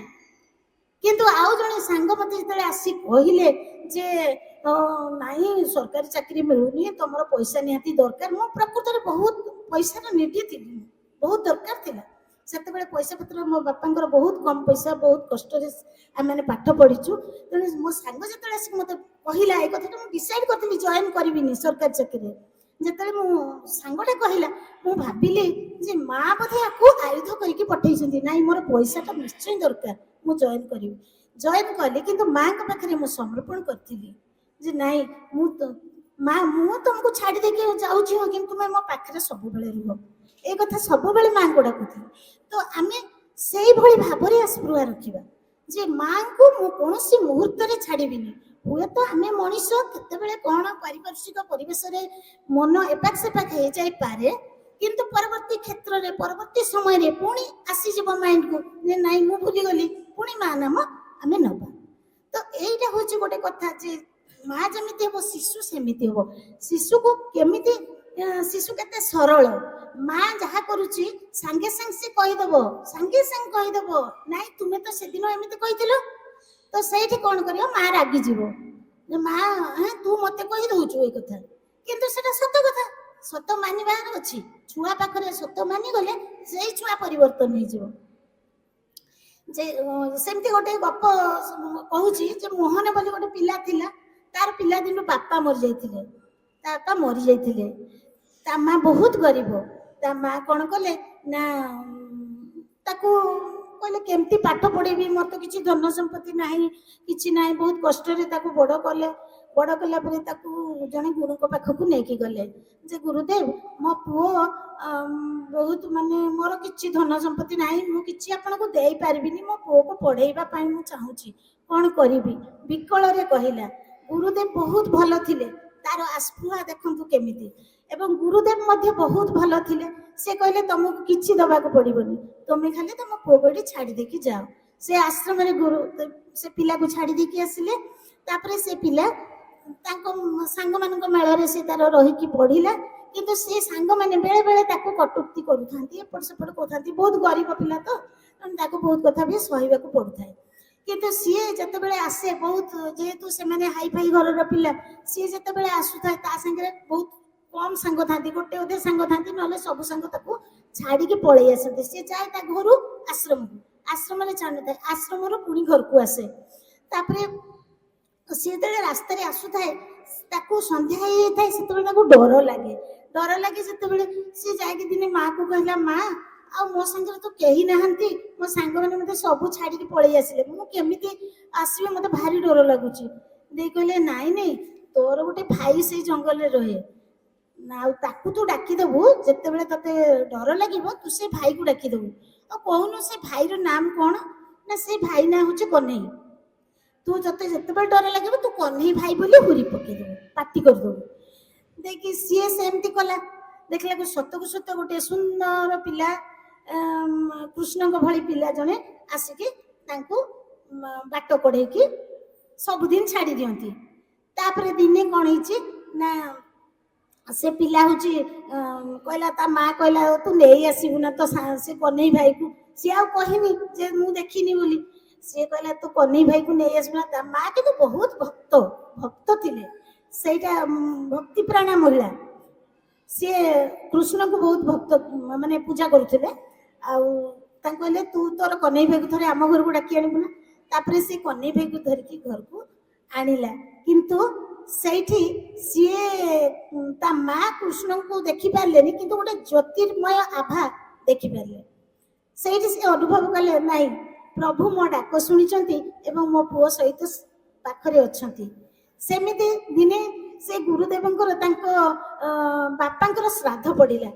ଶ୍ରାଦ୍ଧରେ ସବୁ ପିଲାମାନେ କିଏ କ'ଣ ସବୁ ବଡ଼ ବଡ଼ ଘର ପିଲାମାନେ ବହୁତ ଜିନିଷ ନେଇକି ଦେଲେ ତାଙ୍କ ବାପାଙ୍କର ଶ୍ରାଦ୍ଧ କରିବା ପାଇଁ। ଇଏ କହିଲା ଆସିକି ମାକୁ, ମା ମୁଁ କ'ଣ କରିବି, ମୋର ତ କିଛି ନାହିଁ, ଆମ ଘରେ କ'ଣ ଦବା ଆମେ ତାଙ୍କ ଗୁରୁଦେବଙ୍କ ଶ୍ରାଦ୍ଧରେ, ବାପାଙ୍କ ଶ୍ରାଦ୍ଧରେ। ସେଠୁ ତା ମା କହିଲେ ତୁ ଚିନ୍ତା କରନା, ତୁ ଯୋଉ ରାସ୍ତାରେ ଯିବୁ ନା ତ କହ୍ନେଇ ଭାଇକୁ କହିବୁ, ସିଏ ତତେ ଆଣିକି କ୍ଷୀର ଲୋଟା ଦବ, ଗୋଟେ ଲୋଟାରେ ଲୋଟେ କ୍ଷୀର ଆଣିକି ଦବ। ତାପରେ ଇଏ ସେଇ କଥା କହିଲା, କହ୍ନେଇ ଭାଇ ମତେ ଲୋଟେ କ୍ଷୀର ଆଣିଦିଅ, ମୁଁ ଆଜି ଗୁରୁଦେବଙ୍କ ପାଖକୁ ନେଇକି ଯିବି। ସେ ଲୋଟେ କ୍ଷୀର ଧରି ସେ ପିଲା ଚାଲି ଆସିଲା।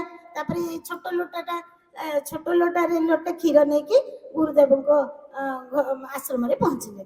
ତାପରେ ସେଠି ସମସ୍ତେ ଏତେ ଏତେ ଜିନିଷ ସବୁ ଆଣିଛନ୍ତି ଯେ ୟାକୁ ଅଣଦେଖା କଲେ ଗୁରୁଦେବ, ୟାକୁ ଅଣଦେଖା କଲେ ଯେ ଇଏ ଆଉ କଣ ଆଣିଛି କହିକି ନବା ପରେ ନବା କହିକି ତାକୁ ରଖିଛନ୍ତି। ଅନ୍ୟମାନଙ୍କୁ ଇଏ ସେତେବେଳେ ମନେ ପକେଇଲା ଯେ ଭାଇ ଦେଖ ନା କେହି ମତେ ମୋ ପାଖରୁ କେହି ନଉନାହାନ୍ତି କି ମତେ କେହି ପଚାରୁନାହାନ୍ତି। ସେଇଠୁ ତାପରେ କେତେ ସମୟ ପରେ ଆଉ ଜଣେ ଶ୍ରୀ ଗୁରୁଦେବ ତାଙ୍କ ଜଣେ ଲୋକକୁ ଆଦେଶ ଦେଲେ, ଗୋଟେ ଲୋକକୁ କହିଲେ ଯେ ଆକୁ ଏଇ କ୍ଷୀରଟା ନେଇକି ଢାଳି ଦିଅ ତ, ଏମିତି ମାନେ ଗୋଟେ ବେଖାତିର କଲା ଭଳିଆ କହିଲେ। ସେ ଯୋଉ କ୍ଷୀର ନେଇକି ଢାଳିଲା, ସେ କ୍ଷୀର ଆଉ ସେ ଲୋଟାରୁ ସରୁ ନାହିଁ। ତାର ବଡ ବଡ ଡ୍ରମ୍ ବି ପୁରି ଗଲାଣି, ସେ କ୍ଷୀର ଆଉ ସରୁ ନାହିଁ। ତାପରେ ବହୁତ ସମୟ ପରେ ତାକୁ କହିଲେ ଏ କ୍ଷୀର ଆଉ ଦରକାର ନାହିଁ, ବନ୍ଦ କର। ସେମାନେ ସବୁ ଆଶ୍ଚର୍ଯ୍ୟ ହେଇଗଲେ, କହିଲେ ଏତେ ଛୋଟ ଲୋଟାରେ କଣ ଏତେ କ୍ଷୀର କଣ କୋଉଠୁ ଆସିଲା। ସେମାନେ ଯୋଉ ଆକୁ ଅଣଦେଖା କଲେ ବା ବେଖାତିର କଲେ, ସେଇଠି କୃଷ୍ଣଙ୍କର ଶକ୍ତି ଆଙ୍କ ଭିତରେ କ୍ରିୟା କଲା ସେ ଲୋଟା କ୍ଷୀରରେ। ତ ସେ କ୍ଷୀର ସରିଲାନି। ତାପରେ ଯେତେବେଳେ ସେ କହିଲେ ନାଇଁ ନାଇଁ ଆଉ କ୍ଷୀର ଦରକାର ନାହିଁ, ବନ୍ଦ କର, ସେତେବେଳେ କ୍ଷୀର ସରିଲା। ଏମାନେ ମନା କଲେ ଆଉ କ୍ଷୀର ଦରକାର ନାହିଁ। ସେଇଦିନ ଯୋଉ କ୍ଷୀରରେ ରନ୍ଧା ହେଲା, ସେ କ୍ଷୀର ରନ୍ଧା ଖାଇକି ସମସ୍ତେ ବହୁତ ଖୁସି ହେଲେ, ଆଉ ୟାକୁ ବହୁତ ଆଶୀର୍ବାଦ କଲେ, ଏଇ ଯୋଉ ଆମର ସେ ମୋହନକୁ। ତାପରେ ସେ ଗୁରୁଦେବ କହିଲେ ଆରେ ତୋତେ କିଏ ଦେଇଥିଲା ଏତେ ଏଇ ଯୋଉ ଏତେ ମଧୁର କ୍ଷୀର କିଏ ଦେଇଥିଲେ, ମତେ ଟିକେ ଦେଖାଇ ଦିଅନ୍ତୁନି। ସେଠୁ କହିଲା ହଁ ଗୁରୁଦେବ ଦେଖେଇଦେବି, ଚାଲନ୍ତୁ।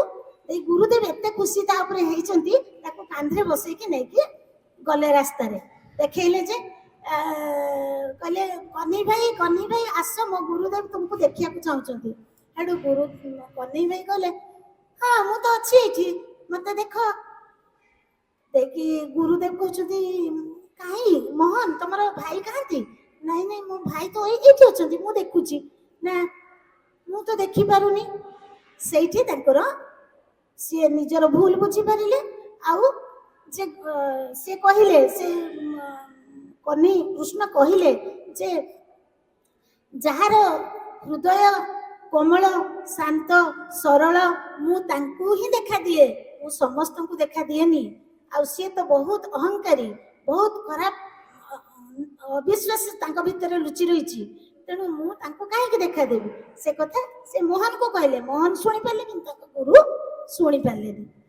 ତାପରେ ଏଇଟା ହଉଛି ଆମର ଗୋଟେ ଉଦାହରଣ, କଣ ନା ମା ସରଳ ଭାବରେ ଯୋଉ ପିଲାକୁ କହିଲେ, ପିଲା ଯାଇକି ତାକୁ ଯୋଉ ସରଳ ଭାବରେ ଡାକିଲେ, ସେଇ ଯୋଉ ସରଳତା, ସେଇ ଯୋଉ ବିଶ୍ୱାସ, ସେଇ ସରଳତା ବିଶ୍ୱାସ ଆମ ଠାରୁ ମା ଚାହାନ୍ତି। କାହା ପାଖରୁ? ସେଇଟା ଅଛି ନାରୀ ପାଖରେ। ସବୁ ଜିନିଷ ଅଛି ନାରୀ ପାଖରେ ଯୋଉଟା ପୁରୁଷ ପାଖରେ ନାହିଁ। ଆଜି ନାରୀ ଯାଇକିରି ଏରୋପ୍ଲେନ ବି ଚଲେଇଲେଣି, ଟ୍ରେନ ଡ୍ରାଇଭର ବି ହେଲେଣି। ନାରୀ ମାନେ କଣ ନ କଲେଣି, ବାହ୍ୟ ତ ଯାହା ବି କଲେଣି, ଅନ୍ତଃସ୍ଥ ବି ସେମାନେ ବହୁତ ଭିତରେ, ଅନ୍ତରର ଭିତରେ ପ୍ରବେଶ କଲେ ବାହାରକୁ ଆମକୁ ଦେଖିବାକୁ ପଡିବନି। ଯେତେବେଳେ ଆମ ଭିତରେ ଆମେ ଅନୁଭବ କରିବା ଯେ ମା ଆମ ଭିତରେ ଅଛନ୍ତି, ପ୍ରଭୁ ଆମ ଭିତରେ ଅଛନ୍ତି, ତାହେଲେ ବାହାରଟା ସବୁଆଡେ ପ୍ରଭୁମୟ ଦେଖାଯିବ, ସମସ୍ତଙ୍କୁ ନିଜର ଲାଗିବ, ଅନ୍ୟର ସଫଳତାରେ ନିଜକୁ ଖୁସି ଲାଗିବ। ନାଇଁ ଅପା ତମ ପୁଅଟା ଫାର୍ଷ୍ଟ କ୍ଲାସ ପାଇଲା, କି ବଢିଆ କଥା, ଏତିକି କଥା ଆମ ପାଟିରୁ ଯେବେ ବାହାରିବ ଅନ୍ତରର ସହିତ ଖୁସି, ମା ଯେତିକି ଖୁସି ହେବ, ତାଟା ଶୁଣିକି ତାର ପାଠଚକ୍ରର ଅପା ଯଦି ତାଠାରୁ 100 ଗୁଣା ଖୁସି ହେଲା, ସେଇଟା ହଉଛି ପୂର୍ଣ୍ଣ ଯୋଗ, ସେଇଟା ହଉଛି ଜଗତ ସହିତ ନିଜକୁ ମିଶେଇବା। ଯେମିତି ନୀଳ ରଙ୍ଗଟା ପାଣିରେ ମିଶେ, କେମିତି ମିଶେ? ଅନ୍ୟର ଖୁସିରେ ଖୁସି ହେବା, ଅନ୍ୟର ଦୁଃଖରେ ତାକୁ ଆଶ୍ୱାସନା ଦେବା। ନାଇଁ କିଛି ହବନି, ଦୁଃଖ ବୋଲି କିଛି ଆସିବନି ଯଦି ଆମ ପାଖରେ ମା ଅଛନ୍ତି। ଏବଂ ଯଦି କେତେବେଳେ ନୈରାଶ୍ୟର ସରବାଲି ଆମକୁ ପତି ପକାଏ, ସେତେବେଳେ ସେଇ ମା ପୁଣି ଆଶାର କିରଣ ହେଇକି ଆମ ମନ ଭିତରେ ଦେଖାଦେବେ। ତେଣୁ ଅତିମାନସ ମନର ଯୋଉ ଗୋଟେ ଉଚ୍ଚତର ସ୍ତର ଅଛି, ଯୋଉଟା ଶ୍ରୀକୃଷ୍ଣ ଅଧିମାନସ ପର୍ଯ୍ୟନ୍ତ ଯାଇଥିଲେ, କିନ୍ତୁ ତାପରେ ଶ୍ରୀ ଅରବିନ୍ଦ ଅଧିମାନସ ଶେଷ ସ୍ତର ନୁହେଁ ବୋଲି କହିଛନ୍ତି। ଏବଂ ଅଧିମାନସର ଆଉ ଗୋଟିଏ ସ୍ତର ଅଛି ଅତିମାନସ, ସେଇ ଅତିମାନସ ଯୁଗକୁ ଆମକୁ ଆଣିବାକୁ ପଡ଼ିବ। ଏଥିପାଇଁ ଆମକୁ ସାମୂହିକ ଆନ୍ଦୋଳନ କରିବାର ଅଛି, ସାମୂହିକ ଭାବରେ ବିପ୍ଳବ କରିବାର ଅଛି ଏବଂ ଆମେ ଟିକିଏ ହେଲେ ଖୁଣ ଆମ ଭିତରେ ନ ରହୁ ସେଇ ସଂକଳ୍ପ ନେବାର ଅଛି। ତାହେଲେ ଯାଇକି ଆମେ ଦିବ୍ୟ ଯୁଗ ସ୍ଥାପନାରେ ଜଣେ ଗୋଟିଏ ଆୟୁଧ ହେଇପାରିବା।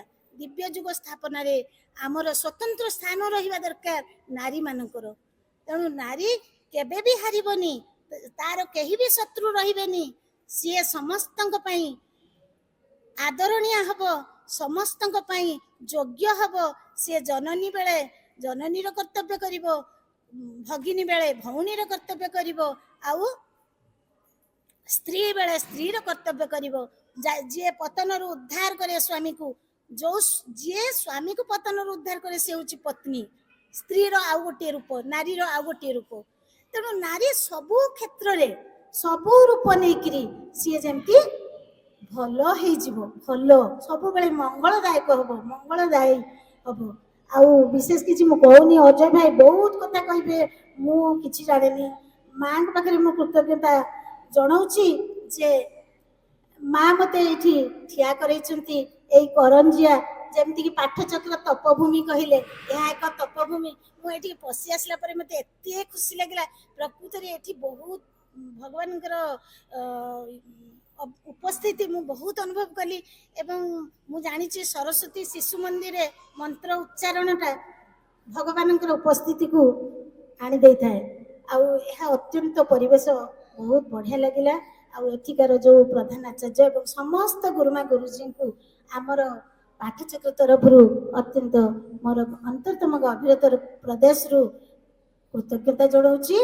ଆଉ ମାଙ୍କ ପାଖରେ ମୋର ଚିର କୃତଜ୍ଞତା। ସମସ୍ତଙ୍କୁ ପ୍ରଣାମ, ଧନ୍ୟବାଦ।